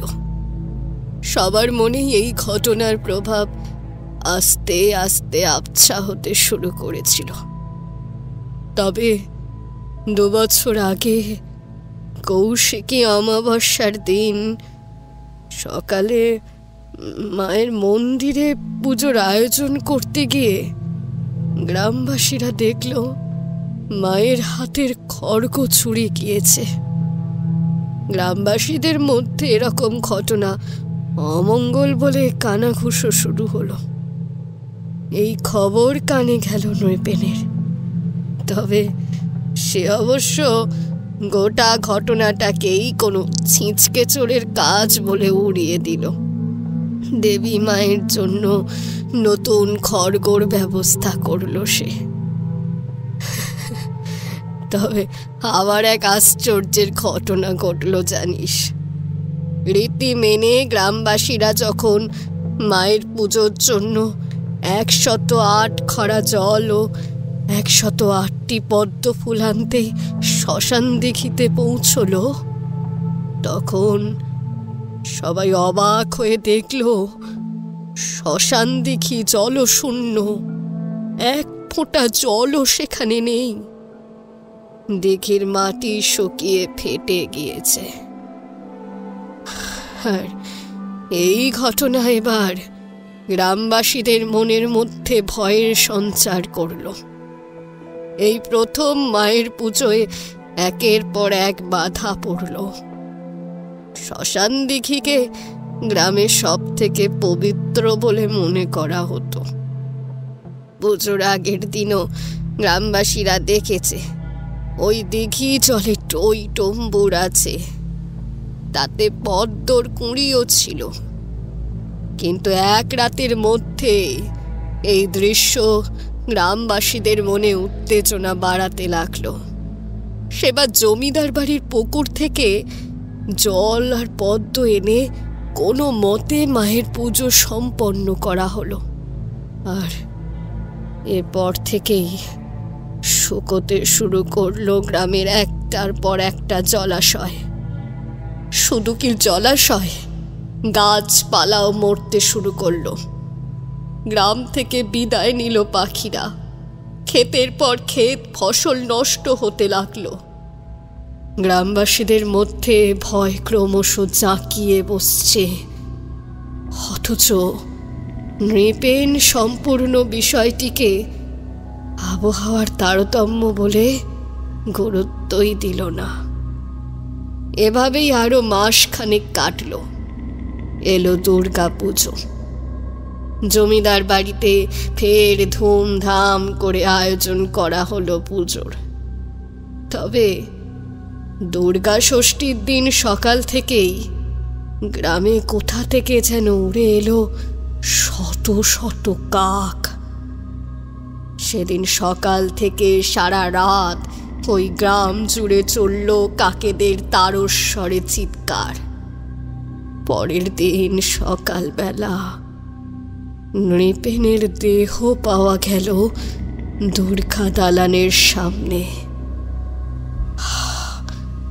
ওর দেহ দেখে সেদিন ভয় শিউরে উঠেছিল গোটা গ্রাম। কয়েকশো কাক যেন তাকে ঠুকরে ঠুকরে খেয়েছে। নৃপেনের সামনে পড়েছিল একটা রক্তমাখা ঝাঁটা।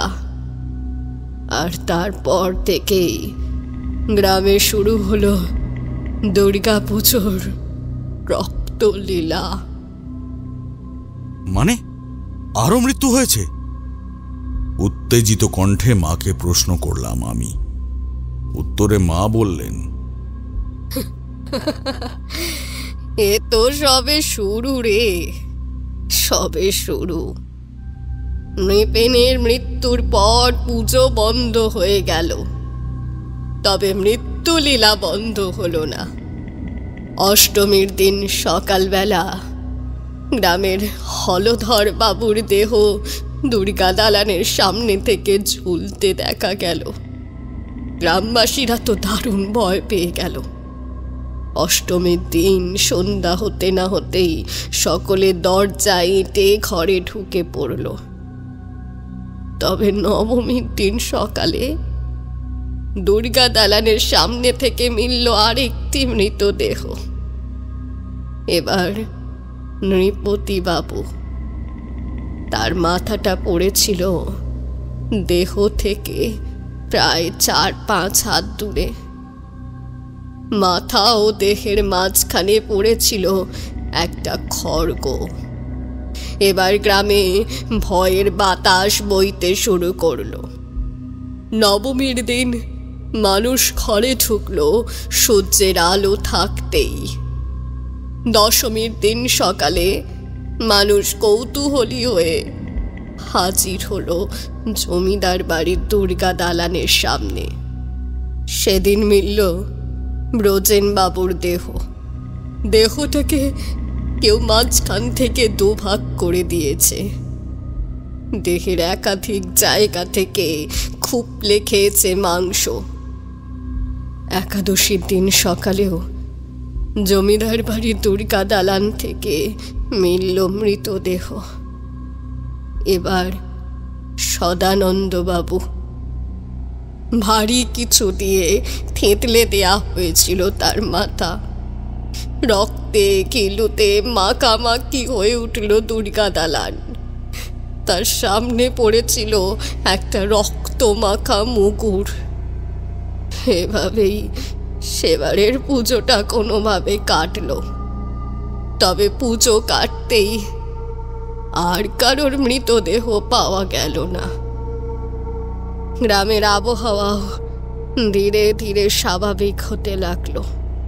তোকে একটা কথা বলি, নৃপেন ছাড়া যে 4 জনের মৃত্যু হয়েছে না, সেই 4 জনই সেদিন পুতুলকে পুড়িয়ে মারার নিদান দিয়েছিলেন। তাহলে কি পুতুলি? আমার কথা শেষ হলো না, ফের মা বলতে শুরু করলেন, আমারও তাই মনে হয়েছিল। তবে মৃত্যু মিছিল যে এখানেই শেষ হয়নি। সে বছরের পরই গ্রামে দুর্গা পুজো নিষিদ্ধ হলো। সেবারের পুজোর দায়িত্বে থাকা পুরোহিত নিদান দিলেন, মা দুর্গার আরাধনায় নিশ্চয়ই কোনো ত্রুটি রেখেছিল নৃপেন। তাই এই কোপ নেমে এসেছে গ্রামের ওপর। বছর ঘুরল এভাবেই। মানুষের মন থেকে ভয় কাটতে শুরু করলো ধীরে ধীরে। তবে শ্মশান দেখি ছিল জলশূন্যই। গ্রামে জলাশয়ের অভাব নেই, তাই মানুষের মন থেকেও শ্মশান দেখি জলের গুরুত্ব কমতে শুরু করলো। তবে গত বছর ফের কৌশিকী অমাবস্যা আসতেই আবার নেমে এলো অমঙ্গলের ছায়া। গ্রামের পরিবেশের পরিবর্তন হলো দ্রুত। দুর্গাপুজো আসার আগেই গ্রামকে ফের ঢেকে পেলে অমঙ্গলের কালো ছায়া। আবার আবার এলো ওই অভিশপ্ত ষষ্ঠীর দিন। সকাল থেকেই আকাশ ঢেকে ফেলে কাকের দল। সেদিন রাতে গ্রামের চারিদিকে শোনা যেতে থাকে এক বৃদ্ধার বুক কাঁপানো প্রবল হাসির শব্দ। আর পরদিন সকালবেলা নৃপেনের মতোই খুকলে খাওয়া প্রাণহীন দেহ পাওয়া যায় তার এক বন্ধুর। তার পাশেও পড়েছিল ওই রক্তমাখা ঝাঁটা। একইভাবে গতবারও 5 জনের মৃত্যু হলো। শেষ মৃত্যু হলো নৃপেনের আরও এক বন্ধুর। তবে আশ্চর্যের কথাটা কি জানিস? সেই গ্রামে থাকতও না। সে আগেই গ্রামে থাকলেও তোর পিতা যে বছর গত হন সে বছরই সপরিবারে তারা পাশের গ্রামে চলে যায়। আরও একটা ঘটনা ঘটেছিল জানিস তো। কোনোদিন হঠাৎ করে শোনা যায় হাসির শব্দ, আবার কখনো নূপুরের শব্দ, কখনো ভেসে আসছে সঙ্গীতের সুর। গ্রামের মানুষের মধ্যে দৃঢ় বিশ্বাস জন্মায় দেবী রুষ্ট হয়েছেন গ্রামের উপর। তাই পুজোর 5 দিন তিনি গ্রামবাসীর বলি নিচ্ছেন। গ্রাম ছেড়ে অন্যত্র গেলেও রক্ষা মিলবে না। আমারও মনে হয় দেবী সত্যিই রুষ্ট হয়েছেন। যাই হোক,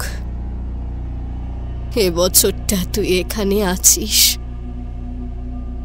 রাত পোহালেই মহাষষ্ঠী। তুই সবটাই দেখতে পাবি। তবু দেখতেই তো পাচ্ছিস গ্রামের পরিবেশ ইতিমধ্যেই বদলে গেছে। কাল থেকে আবার কোন 5 জনের বলি যাবে কে জানে। শেষের কথাগুলো একটু চিন্তা আর বিষাদের সুরে বললেন মা। এরপর মধুসুন্দরী দেবীকে স্মরণ করে মাকে ঘুম পাড়িয়ে দিই আমি। মধুসুন্দরী দেবীর কৃপায় সূর্যের আলো ফোটার আগে আর ঘুম ভাঙবে না মায়ের। সেই রাতে আমি ধ্যানে বসি। কিন্তু আশ্চর্যের বিষয়, কোনো কিছু জানতে পারা তো দূরস্থ, আমি ধ্যানে মনঃসংযোগ পর্যন্ত করতে পারি না। বুঝতে পারি বড় কোনো শক্তির মুখোমুখি হতে চলেছি আমি। তার শক্তির সামনে আমার শক্তি অতীব নগণ্য। মনে মনে মধুসুন্দরী দেবীর সহায় প্রার্থনা করে আমি ঘুমোতে যাই। বিছানায় শুয়েও ঘুম আসে না আমার। এপাশ ওপাশ করতে থাকি। গ্রামে ঠিক কি ঘটেছিল তা আমি কিছুতেই ধরতে পারছিলাম না। মা দুর্গতি নাশিনী এমনি এমনি এতগুলো নিরীহ মানুষের বলি নেবেন, এটা আমি ঠিক মেনে নিতে পারছিলাম না। এর পেছনে ঠিক কি রহস্য লুকিয়ে রয়েছে তা আমাকে জানতেই হতো। এই সব ভাবতে ভাবতেই সারা রাত কাটে আমার। ভোর রাতের দিকে কখন যেন আমার চোখ লেগে যায়। ঘুমের মধ্যে স্বপ্নে আমি একটা নারীকে দেখতে পাই। সাদা থান পরিহিতা সেই নারী যেন আমায় কিছু বলতে চায়, কিন্তু তার কথা আমি বুঝতে পারি না। পরদিন সকালে আমার ঘুম ভাঙে কাকের সমবেত চিৎকারে। শত শত কাক একসাথে তারস্বরে চিৎকার করছে গ্রাম জুড়ে। আমি ঘরের বাইরে বেরিয়ে দেখি আকাশ ঢেকে দিয়েছে কালো কাকের দল। যেদিকেই চোখ যাচ্ছে শুধু কাক আর কাক। আমি উঠোন পেরিয়ে বাইরে বেরোতে যাব, মা আমায় আটকে দিল। আজ কোথাও যাস না বাবা, আজকের দিনটা ঘরেই থাক। মায়ের ভয়ার্ত কাতর অনুরোধকে উপেক্ষা করে বাইরে বেরোতে পারলাম না আমি। এইভাবেই দিন পেরিয়ে সন্ধ্যা নামল। আমি বাড়ির চারিদিকে বিশেষ মন্ত্রের মাধ্যমে বন্ধন করে দিয়েছিলাম বেলা থাকতেই। এরপর এলো রাত। রাতে মা কিছুতেই ঘুমোতে চাইছিলেন না। আজ আবার কাকে নিবি তুই মা? কেন এত ক্রোধিত হলি তুই? মহামায়াকে উদ্দেশ্য করে এই প্রশ্ন দুটোই বারবার করে যেতে থাকলেন তিনি। সেই রাতে ফের আবার মধুসুন্দরী দেবীর নাম স্মরণ করে মায়ের চোখে ঘুম নামিয়ে আনি আমি। তারপর নিজের ঘরে গিয়ে অপেক্ষা করতে থাকি বিশেষ কিছু ঘটার। আমার মন বলছিল সেই রাতে আমি কিছু একটা সূত্র পাব। কয়েক ঘন্টা অপেক্ষা করার পর হঠাৎ আমার কানে ভেসে আসে এক বৃদ্ধার হাসির শব্দ। বৃদ্ধা আমাকে ডাকতে থাকেন, তারানাথ আয়, তারানাথ আয়। আমি ঘর থেকে বেরিয়ে উঠোন পেরিয়ে সদর দরজা হয়ে বাইরে আসি। সামনে দেখি এক বৃদ্ধা দাঁড়িয়ে রয়েছেন। আমি তাকে জিজ্ঞেস করি, কে মা আপনি? আমার প্রশ্নের জবাব না দিয়ে তিনি বলেন, আয়, আমার সাথে আয়। বলেই তিনি হাঁটা শুরু করেন। বৃদ্ধাকে অনুসরণ করে উড়ে চলে পাল পাল কাকের দল। আমিও তাকে অনুসরণ করে এগিয়ে চলি। গ্রামের পথ ঘাট হয়ে বৃদ্ধা এগিয়ে চলেন। আমি মন্ত্রমুগ্ধের মতো এগিয়ে চলি তার পেছনে। বৃদ্ধাকে অনুসরণ করে আমি এসে দাঁড়াই জমিদার বাড়ির দুর্গা দালানে। আমার ঠিক হাত দশেক দূরে এক যুবককে দেখতে পাই আমি। আচমকাই ওই বৃদ্ধা তার হাতের ঝাঁটা দিয়ে যুবকটিকে প্রচণ্ড প্রহার করতে শুরু করেন। আমি শুধু দেখে যাচ্ছিলাম, কিন্তু কথা বলতে বা ওই স্থান পরিবর্তন করতে পারছিলাম না। আমার চোখের সামনে ওই যুবক ভয়ার্ত স্বরে মরণ চিৎকার করতে লাগলো। যুবকের শরীর থেকে বইতে লাগলো রক্তের ধারা, কিন্তু বৃদ্ধা থামলেন না।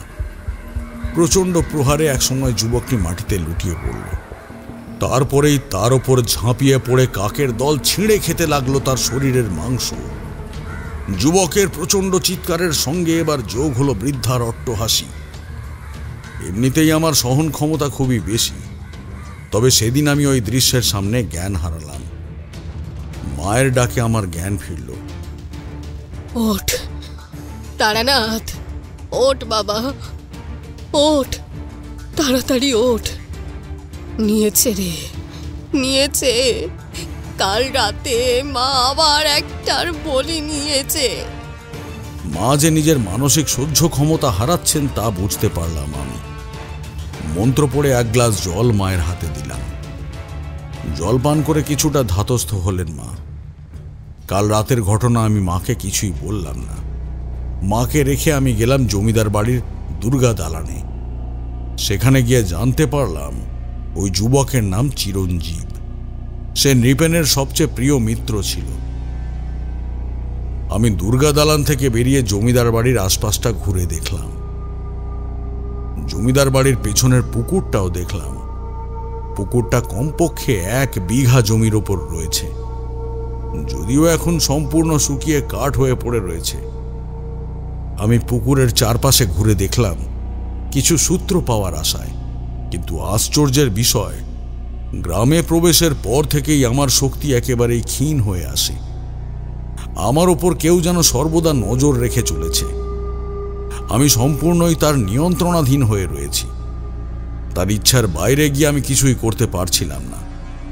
সেখান থেকে বাড়ি ফিরতে না ফিরতেই আমার চোখে যেন নেমে আসেন স্বয়ং নিদ্রা দেবী। আমি কিছুতেই আর চোখ খুলে থাকতে পারি না। ঘুম ভাঙল এক অপরূপ সুমিষ্ট নারী কণ্ঠের হাসির শব্দে। এমন মিষ্টি হাসি আমি আগে কখনো শুনিনি। হাসির শব্দে ঘুম ভাঙতেই আমি সদর দরজা খুলে বাইরে বেরিয়ে আসি। বাইরে বেরিয়ে আমি এক অপূর্ব সুন্দর নারীকে আমার সামনে দেখতে পাই। আমি প্রশ্ন করি, কে আপনি দেবী? উত্তরে তিনি শুধুই হাসেন।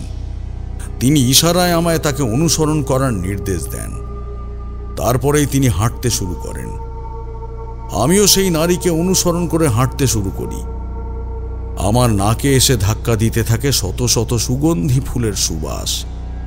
সেই নারীকে অনুসরণ করে সেই দিনও আমি এসে পৌঁছাই জমিদার বাড়ির দুর্গা দালানে।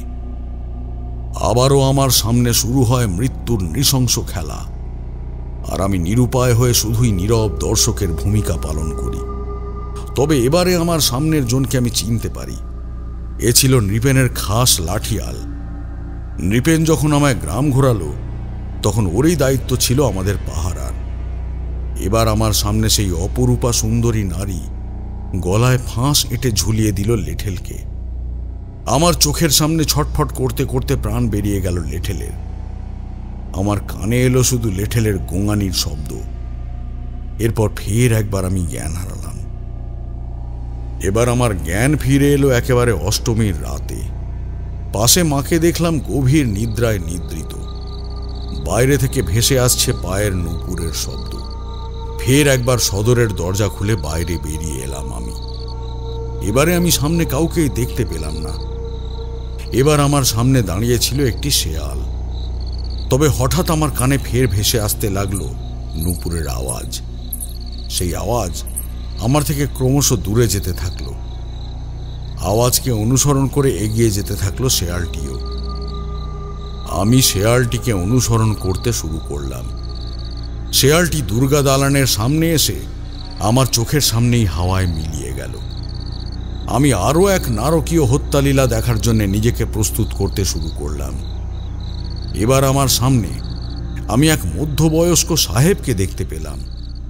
তবে এবারে আর বেশিক্ষণ অপেক্ষা করতে হলো না আমাকে। আচমকা একটি খড়গ এসে সাহেবের শিরশ্ছেদ করল। মাথাটা ছিটকে গিয়ে পড়ল কিছুটা দূরে। রক্ত স্নাত হলো দুর্গা দালান। মাটিতে লুটিয়ে পড়ল সাহেবের নিথর দেহ। আমি আবারও জ্ঞান হারালাম। জ্ঞান ফিরল পরদিন সকালে। জানলাম সাহেবের মাথা ও দেহে এক ফোঁটাও রক্ত ছিল না। পাশেই পড়েছিল রক্ত মাখা খড়গটা। এবার আর মৃতদেহ দেখতে যেতে ইচ্ছে করল না আমার। সেই দিনও সারা রাত আমার এক প্রকার ঘোরের মধ্যেই কাটল। দুপুরের পর কখন যে ঘুমিয়ে পড়েছিলাম তা বুঝতেও পারিনি আমি। আমার ঘুম ভাঙল অপূর্ব বীণার সুরে। বাইরে থেকে ভেসে আসতে লাগলো ঐশ্বরিক সুর। এই সুর মুহূর্তে আমায় মোহাচ্ছন্ন করে দিল। এবারে বাইরে এসে দেখলাম এক নারী মূর্তি দাঁড়িয়ে রয়েছে আমার সামনে। আকণ্ঠ ঘুমটা দেওয়া তার। আমি তাকে জিজ্ঞেস করলাম, কে আপনি? এই প্রথম আমার প্রশ্নের যথাযথ উত্তর পেলাম আমি। আমি ডামুরি, আমার সঙ্গে আসুন আপনি। উত্তর এলো সেই নারীর থেকে। আমি সেই নারীকে অনুসরণ করে এগিয়ে যাচ্ছিলাম ঠিকই, কিন্তু আমার মাথায় চলছিল এই নাম আমি কোথাও তো শুনেছি, তবে কিছুই মনে করতে পারলাম না। এবারও আমি এসে পৌঁছালাম দুর্গা দালানে। তবে এবারে যে নারকীয় দৃশ্যের আমি সম্মুখীন হলাম তা দেখলে কোনো সাধারণ মানুষ নিজেকে ঠিক রাখতে পারবে না। আমি দেখলাম আমার সামনে একজনকে মাঝখান থেকে দুভাগ করে চিবিয়ে খেতে লাগলো ডামরি। তার অট্টহাসিতে কেঁপে উঠল চারিদিক। এবারেও ফের জ্ঞান হারালাম আমি। পরের দিন সকাল হতেই আমার মাথায় ঘুরপাক খেতে লাগলো ডামরি নামটা। এই নামটা আমি কোথায় শুনেছি কিছুতেই ভেবে বের করতে পারছিলাম না। সেই দিনটাও আমার কেমন যেন ঘোরের মধ্যে কাটল। এইভাবেই রাত নামল। এবারের মতো শেষ নৃশংস মৃত্যুটা দেখার জন্যে মানসিকভাবে প্রস্তুতি নিতে শুরু করেছিলাম আমি। রাত গভীর হতেই এবারে কানে এলো এক পুরুষ কণ্ঠ। সে আমার নাম ধরে ডাকছে। বাইরে এসে দেখি একজন বিবস্ত্র পুরুষ আমার সামনে দাঁড়িয়ে রয়েছে। তবে সে জীবিত নয়। তা তার গায়ের ফ্যাকাশে বর্ণ এবং উৎকট গন্ধ নিমেষেই জানান দিল আমায়।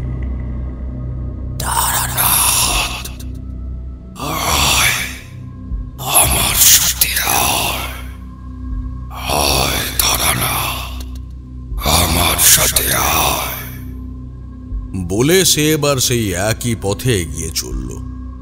এবারেও তাকে অনুসরণ করে আমি এসে পৌঁছালাম সেই দুর্গা দালানে। দুর্গা দালানে এসে পৌঁছাতেই আমি আর সেই পুরুষকে দেখতে পেলাম না। তার বদলে আমি সামনে দেখলাম এক নারীকে। তার হাতে রয়েছে একটি মুগুর। সেই মুগুর দিয়ে সে একজনের মাথায় ক্রমাগত বাড়ি মেরে চলেছে। মেঝেতে পড়ে তখনও ছটফট করছে তার দেহটা। মাথা থেতলে মাটির সঙ্গে মিশে যাচ্ছে ঘিলু, রক্ত। সেই নারীর শরীর ও মুখ রক্তে ঘিলুতে মাখামাখি হয়ে রয়েছে। নারীর উদ্ভাসিত হাসি বুকের রক্ত জমিয়ে দেবে যে কোনো সাধারণ মানুষের। এবারে সেই নারীর কণ্ঠস্বর শুনতে পেলাম আমি। সে যেন আমাকে উদ্দেশ্য করেই বলল,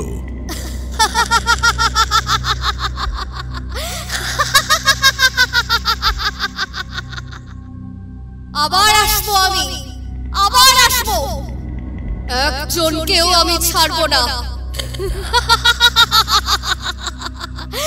একজনকেও আমি ছাড়বো না। এরপর ফের আমি জ্ঞান হারালাম।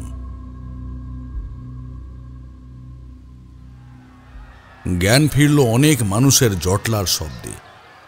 ধড়ফড়িয়ে উঠে বসতেই বাইরের উঠোন থেকে শুনতে পেলাম বেশ কিছু নারী ও পুরুষের একত্রিত কণ্ঠস্বর। ঘর থেকে বাইরে বেরিয়ে এলাম। বাইরে এসে দেখলাম উঠোনে জড়ো হয়েছে গ্রামবাসীরা। মা দেখলাম চুপ করে দাঁড়িয়ে রয়েছেন বারান্দার এক কোণে। আরেকটা জিনিস লক্ষ্য করলাম, গ্রামের আকাশে দেখা যাচ্ছে পেঁজা তুলোর মতো মেঘ। নাকে এলো শিউলি ফুলের গন্ধ। আরও একটা জিনিস আমি অনুভব করলাম, আমি যেন আমার শক্তি ফের ফিরে পেয়েছি আবার। ঝিমুনি ও ঘোর লাগা ভাবটা কেটে গিয়েছে আমার। বুঝলাম গ্রাম থেকে সে বছরের মতো বিদায় নিয়েছে অভিশাপ। মনে মনে মধুসুন্দরী দেবীকে স্মরণ করে প্রণাম করলাম আমি। আমাকে দেখেই এবার গ্রামবাসীরা একসাথে নানা কথা বলতে শুরু করল। তাদের মধ্যে ভয় আর উত্তেজনা স্পষ্ট লক্ষ্য করতে পারছিলাম আমি। দেখুন, আপনাদের কথা আমি কিছুই বুঝতে পারছি না। আপনাদের মধ্যে থেকে একজন কেউ আমাকে সবকিছু খুলে বলুন। এই গ্রামে এই অভিশাপ নেমে এলো কি করে? গ্রামবাসীদের উদ্দেশ্যে কথাগুলো বললাম আমি। এবার গ্রামের এক বৃদ্ধ দেখলাম সকলকে শান্ত করে বললেন, আমি নবকুমার গুপ্ত, আমি তোমায় সব বলছি বাবা। এই গ্রামে যে তুমি রয়েছ তা আমরা জানতে পারি সেই দিন তোমাকে জমিদার বাড়ির দুর্গা দালানে দেখে। তবে দুর্গা পুজোর এই দিনগুলোতে আমাদের সাহস হয়নি ঘর থেকে বেরিয়ে তোমার কাছে আসার। এই 5 দিন আমরা শুধু সকাল হলে দুর্গা দালানে গিয়ে দেখে আসি মা নতুন কার বলি নিলেন। তারপরে আবার ঘরে খিলিয়েটে বসে থাকি। এই গ্রামের কাউকে না পাওয়া গেলে অন্য গ্রাম থেকে মানুষ এনে মা বলি নেন। তবে একাদশী থেকে গ্রাম অভিশাপ মুক্ত হয়। জানি না কোন ভুলে মা এত ক্রুদ্ধ হলেন আমাদের ওপর। আজ সকালে জমিদার বাড়ির গাড়োয়ানের মৃতদেহ মিলেছে দুর্গা দালানে। ওর মাথাটা পুরো থেতলে দিয়েছে কেউ। বলেই শিউরে উঠলেন নবকুমার বাবু। কিন্তু মা দুর্গতি নাশিনী, সদা ভক্তের প্রতি কৃপাশীল। ভক্তের মা তিনি। মা হয়ে বড় কোনো কারণ ছাড়াই ভক্তের প্রতি এত ভয়ঙ্করী কেন হয়ে উঠবেন তিনি? আর নিজের সন্তান সম ভক্তকে কেনই বা এত নৃশংস মৃত্যু দেবেন তিনি? এই গ্রামে মায়ের এই ভয়ঙ্কর অভিশাপ নেমে আসার পেছনে নিশ্চয়ই কোনো বড় কারণ রয়েছে। গ্রামবাসীদের উদ্দেশ্যে কথাগুলো বললাম আমি। আমার কথা শেষ হলে নবকুমার বাবু ফের বললেন, সেইটাই তো বুঝতে পারছি না আমরা। আমাদের বাঁচাও বাবা। তোমার অলৌকিক ক্ষমতার কথা আমরা জানি। তুমি আমাদের শেষ ভরসা বাবা। আমাদের বাঁচাও বাবা, আমাদের বাঁচাও এই অভিশাপ থেকে, আমাদের বাঁচাও। কথাগুলো বলতে বলতে কেঁদে ফেললেন বৃদ্ধ নবকুমার বাবু। ঠিক আছে, ঠিক আছে, আমি চেষ্টা করব আপনাদের এই অভিশাপ থেকে মুক্ত করতে। তবে মা মহামায়ার সামনে আমি নিতান্তই এক নগণ্য সাধক। তার কাছে শুধুই সকলের মঙ্গলের জন্য প্রার্থনা করতে পারি আমি। বাকি সবই মায়ের ইচ্ছা। এই বলে তখনকার মতো গ্রামবাসীদের আমি আশ্বাস দিলাম ঠিকই, কিন্তু আমি আদৌ কিছু করতে পারবো কিনা তা নিয়ে আমার নিজের ওপরেই কোনো ভরসা ছিল না। গ্রামবাসীরা চলে গেলে আমি ঘরে গিয়ে মধুসুন্দরী দেবীকে স্মরণ করে ধ্যানে বসার আয়োজন করি। একান্ত ধ্যানের প্রয়োজন ছিল আমার। হঠাৎ আমার মনে পড়ে ডামরির কথা। ডামরি হলো দেবী মাতঙ্গীর সহচরী। দেবী মাতঙ্গীর কথা তো আমি আগেই বলেছি। 10 মহাবিদ্যার অন্যতম শক্তিশালী এবং ভয়ঙ্করী দেবী তিনি। তার সহচরী ডামরি সাক্ষাৎ মৃত্যুদূত। এরই সঙ্গে আমার মনের মধ্যে থাকা জটগুলো খুলতে শুরু করে ধীরে ধীরে। ষষ্ঠীতে গ্রামে ছেয়ে যায় কাকেদের দল, সঙ্গে মৃতদেহের পাশে পড়ে থাকে একটা ঝাঁটা। তার মানে আমার দেখা সেই বৃদ্ধা আর কেউ নন, 10 মহাবিদ্যার অন্যতম শক্তিশালী মহাবিদ্যা দেবী ধূমাবতী। সপ্তমীতে গলায় ফাঁস দিয়ে মৃত্যু। সেই অপরূপা সুন্দরী নারী হলেন দেবী ত্রিপুরা সুন্দরী বা দেবী ষোড়শী। অষ্টমীতে আমার পথ নির্দেশক ছিল শেয়াল। অষ্টমী তিথিতে মৃতদেহের শিরশ্ছেদ করা হয় খড়গ দিয়ে। তিনি হলেন স্বয়ং মা কালী। আর নবমী তিথিতে আমি অপরূপ বীণার ধ্বনিতে মোহিত হয়েছিলাম। তিনি দেবী মাতঙ্গী। তার হয়ে ডামরি আসে মৃত্যু নিয়ে। আর সব শেষে দশমীতে আসেন দেবী বগলামুখী। তার বাহন হল সব দেহ। তাই সেই রাতে আমি এক মৃত ব্যক্তিকে দেখেছিলাম। সেই রাতে দেবী তার মুগুর দিয়ে হত্যা করেন জমিদার বাড়ির গাড়োয়ানকে। ভয়ে আর শঙ্কায় বুক কেঁপে ওঠে আমার। এ যে কোনো ছোটখাটো অভিশাপ নয়। এই গ্রামে 10 মহাবিদ্যার কোপ নেমে এসেছে, কিন্তু এটা কিভাবে সম্ভব হলো তা কিছুতেই বুঝতে পারছিলাম না আমি। কে জাগালো 10 মহাবিদ্যাকে?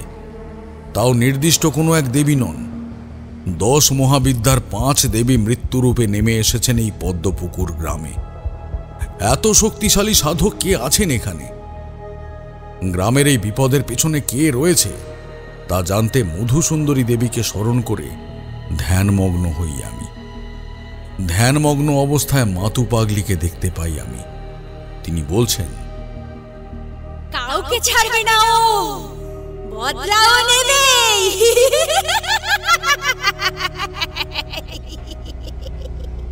তার অট্টহাসিতে যেন চারিদিক কাঁপছে। এভাবে কত সময় কেটেছিল আমি জানি না।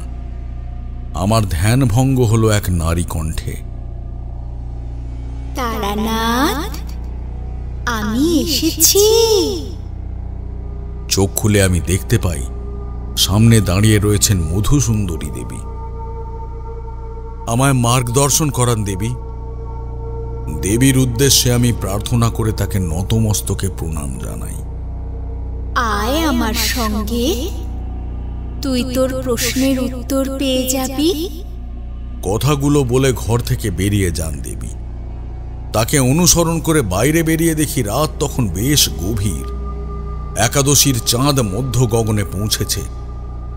দেবীকে অনুসরণ করে আমি গ্রামের কালী মন্দিরকে পেছনে ফেলে পৌঁছই গ্রামের শ্মশানে। একাদশীর চাঁদের আলোয় শ্মশান দিঘির জলবিহীন কঙ্কালসার চেহারা চোখে পড়ে আমার। গ্রামের শ্মশান ছাড়িয়ে জঙ্গলের মধ্যে আরও কিছুটা এগিয়ে এবার আমি একটা ফাঁকা স্থানে এসে পৌঁছাই। সেখানে আসতেই অদৃশ্য হন মধুসুন্দরী দেবী।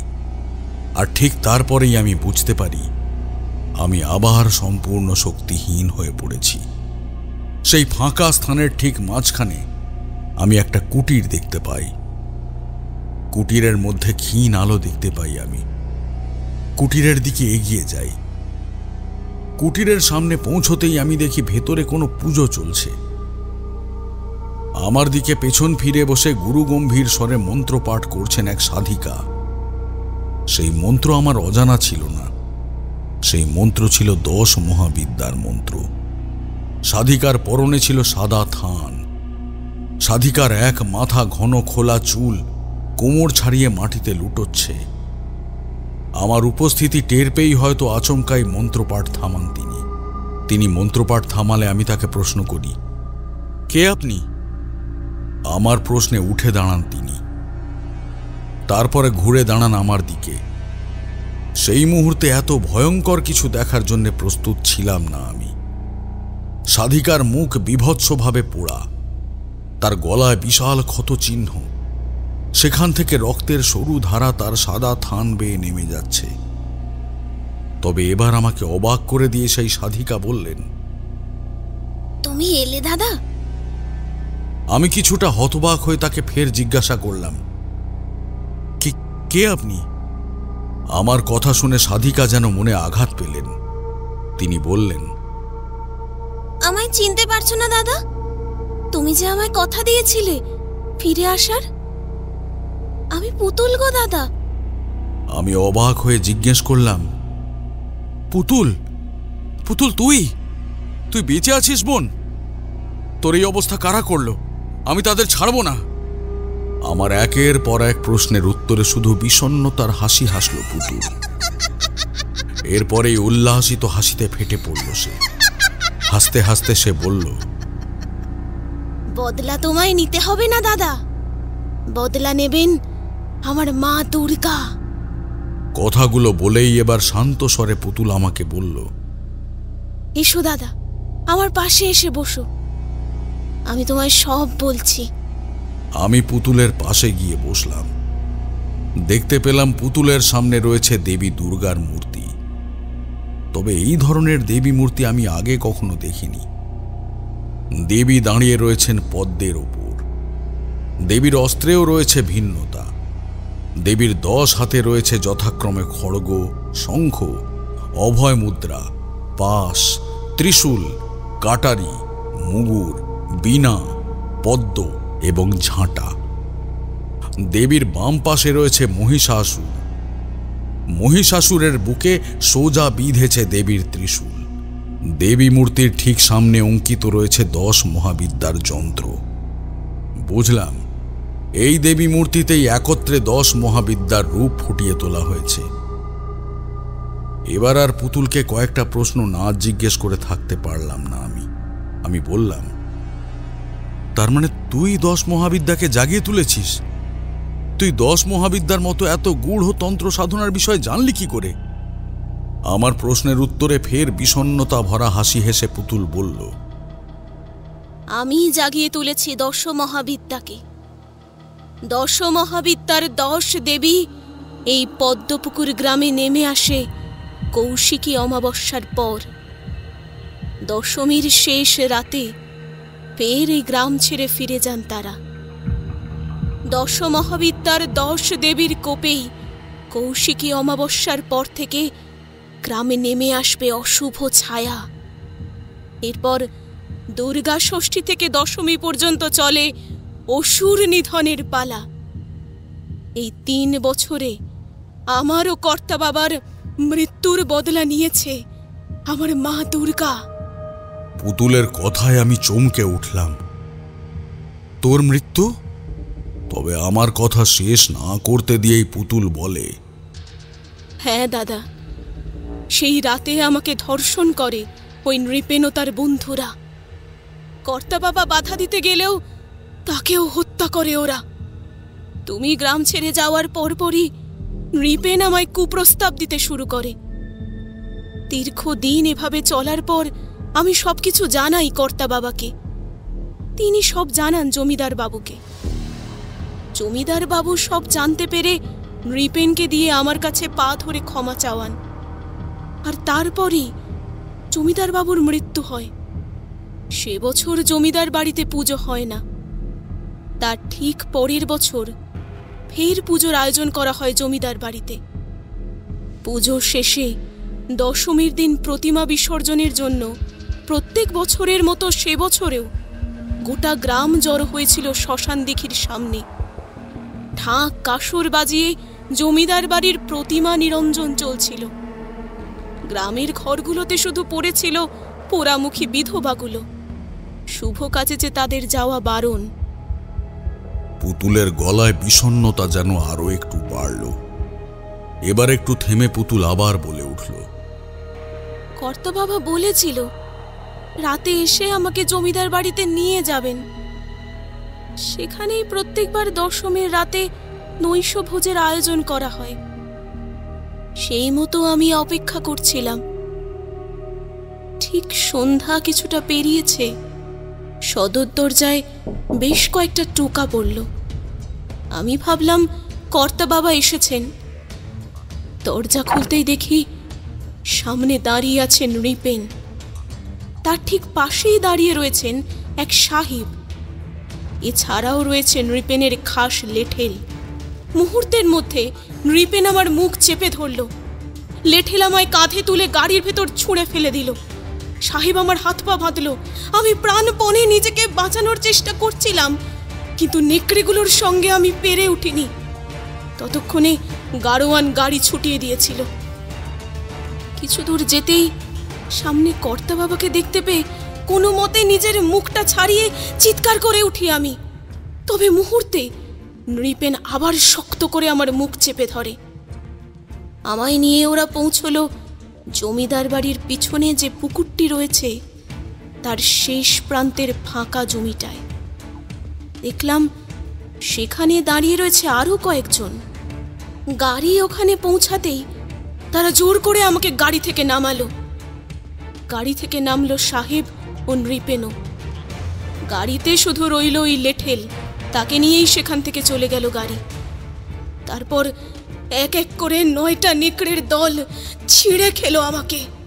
সব শেষে নৃপেন আমার মুখের ওপর থুতু ফেলে আমার কানের কাছে এসে বলল, খুব ক্ষমা চাওয়ার শখ না? কি ভেবেছিলি এত বড় অপমান ভুলে যাব আমি?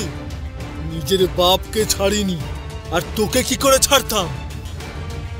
তবে ঠিক তখনই সেখানে হাজির হলেন কর্তা বাবা। তার সঙ্গে ছিলেন আরো 4 জন। নৃপেনের সামনে গিয়ে তার গালে চড় মারলেন তিনি। আর এর পরেই চিৎকার করে উঠল নৃপেন, ওই তোর এত বড় সাহস, জমিদারের গায়ে হাত তুলিস? ততক্ষণে কর্তা বাবাকে ধরে ফেলল বাকিরা। তিনি কিছু একটা বলতে যাচ্ছিলেন, তবে তাকে কিছু বলার সুযোগ না দিয়েই আচমকাই নিজের কোমর থেকে একটা ছুরি বের করে কর্তা বাবার শরীর জুড়ে এলোপাথারি আঘাত করতে শুরু করল নৃপেন। একের পর এক ছুরির আঘাতে মাটিতে লুটিয়ে পড়ল কর্তা বাবা। রক্তে ভেসে যায় মাটি। তবে এরপর কর্তা বাবার সঙ্গে থাকা ওই 4 জনও বিশ্বাসঘাতকতা করলেন। অর্থের লোভে নৃপেনের কথায় আমাকে জীবন্ত পুড়িয়ে মারার রায় দিলেন তারা। অজ্ঞান অবস্থাতেই গাছে বেঁধে আগুন দিয়ে দেওয়া হয় আমার শরীরে।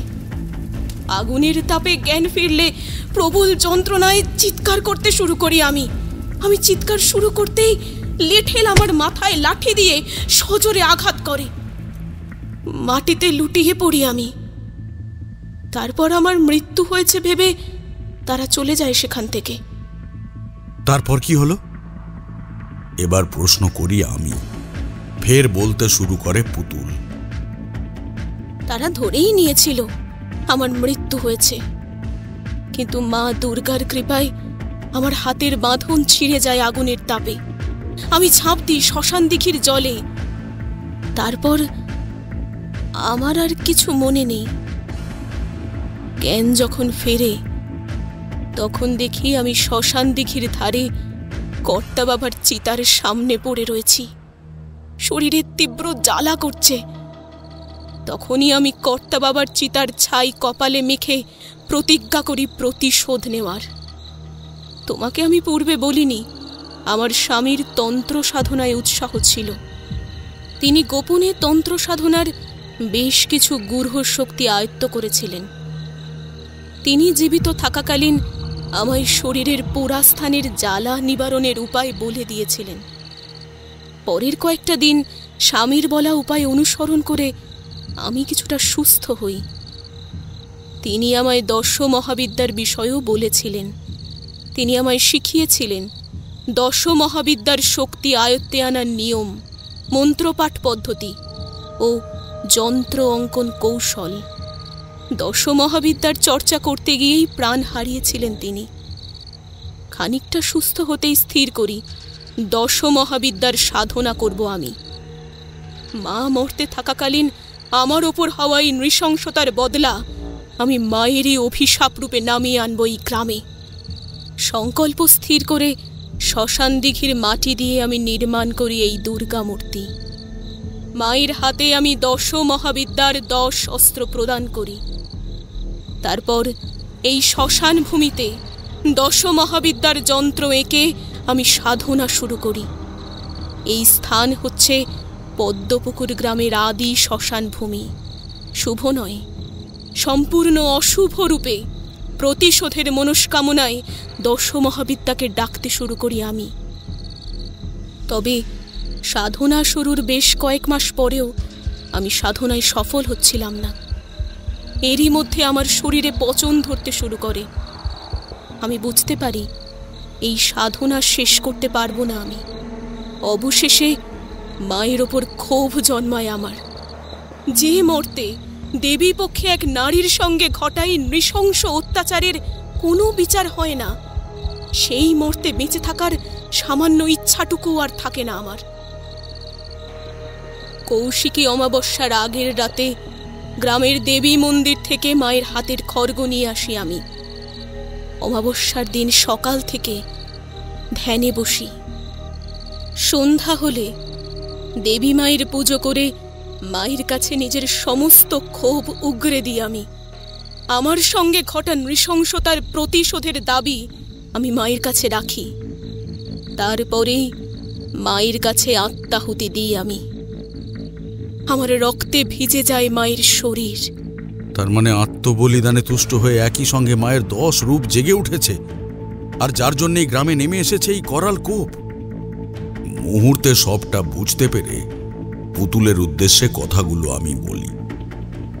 আমার কথা শেষ হতেই এবার পুতুলের ক্রোধান্বিত গলা কানে আসে আমার। ওর দিকে তাকিয়ে দেখি ওর রূপ বদলে গিয়েছে। গলা থেকে নেমে আসা রক্তস্রোত আরো বৃদ্ধি পেয়েছে। চোখের স্থানে রয়েছে শুধুই গর্ত। ও বলছে, কাউকে ছাড়বো না। সেরাতে যে কটা ছিল সব কটাকে খেয়েছি, এবার খাবো গোটা গ্রামকে।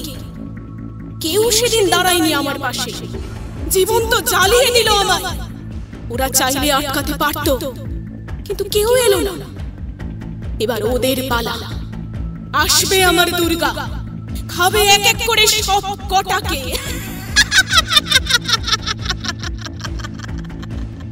বলতে বলতে উঠে দাঁড়ালো পুতুল। হাত বাড়িয়ে দেবী মূর্তির সামনে রাখা খড়গটা তুলে নিল। বুঝতে পারলাম এবার পুতুলকে না থামালে আজই হয়তো গোটা গ্রামে রক্ত গঙ্গা বয়ে যাবে। সামনে গিয়ে দাঁড়ালাম পুতুলের। এবারে থাম, আর নয়। তোর প্রতিশোধ তো পূর্ণ হয়েছে। সেই রাতে যারা তোর ওপর অত্যাচার করেছিল তাদের সবার বলি তো নিয়েছিস তুই। এবার পরলোকে ফিরে যা। গ্রামের নিরীহ মানুষগুলোকে ছেড়ে দে, ফিরিয়ে নে এই অভিশাপ। তাদের যে কিছুই করার ছিল না সেদিন। জমিদার ও গ্রামের মাথাদের কথার বাইরে যাওয়া যে কত বড় বিপদের তা তো তুই জানিসই বোন। তুই মুক্তি নে বোন, আমি তোর দাদা, আমি তোর শেষ কাজ সম্পন্ন করব। দেখলাম আমার কথায় কাজ হলো। পুতুলের হাত থেকে খসে পড়ল খড়গ। আচমকায় কেঁদে উঠল। খানিক পর শান্ত হলো, কান্না থামিয়ে বলল, এই গ্রামকে আমি নিজের প্রাণ দিয়ে ভালোবাসতাম, আর এই গ্রামই এত নৃশংসভাবে আমার প্রাণ কেড়ে নিল। এই গ্রামকে আমি ক্ষমা করতে পারবো না দাদা। তবে এই গ্রামকে অভিশাপ মুক্ত করে দেব আমি। মায়ের সামনে রাখা ওই ঘটের জল প্রত্যেক গ্রামবাসীর মাথায় ছিটিয়ে দিও দাদা। আর 1 সপ্তাহের মধ্যেই এই গ্রাম যেন তারা ত্যাগ করে যায়।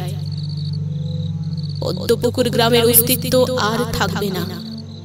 তাহলে এই কোপ থেকে মুক্তি পাবে গ্রামবাসীরা। মা দুর্গাকে আমি এখানে শ্মশানবাসিনী দুর্গা রূপে পুজো করেছি। এই মূর্তি তুমি বিসর্জন দেবে গঙ্গায়। গঙ্গার পবিত্রতাই একমাত্র ধারণ করতে পারে এই মূর্তিকে।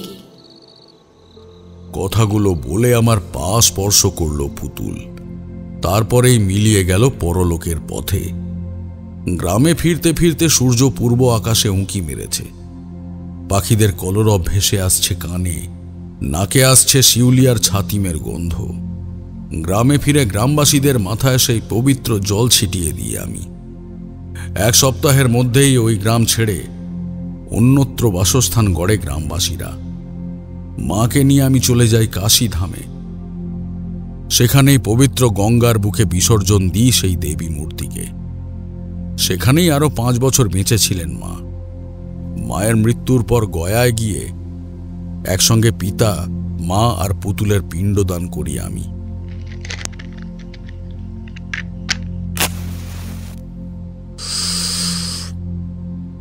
কথা শেষ করে তারানাথ একটা সিগারেট ধরান। আমি বলি, তার মানে আমাদের মা দুর্গাও এত ভয়ঙ্করী হয়ে উঠতে পারেন? এবার সামান্য হেসে তারানাথ বলেন, অসুর নিধনে মা যে সর্বদাই ভয়ঙ্করী।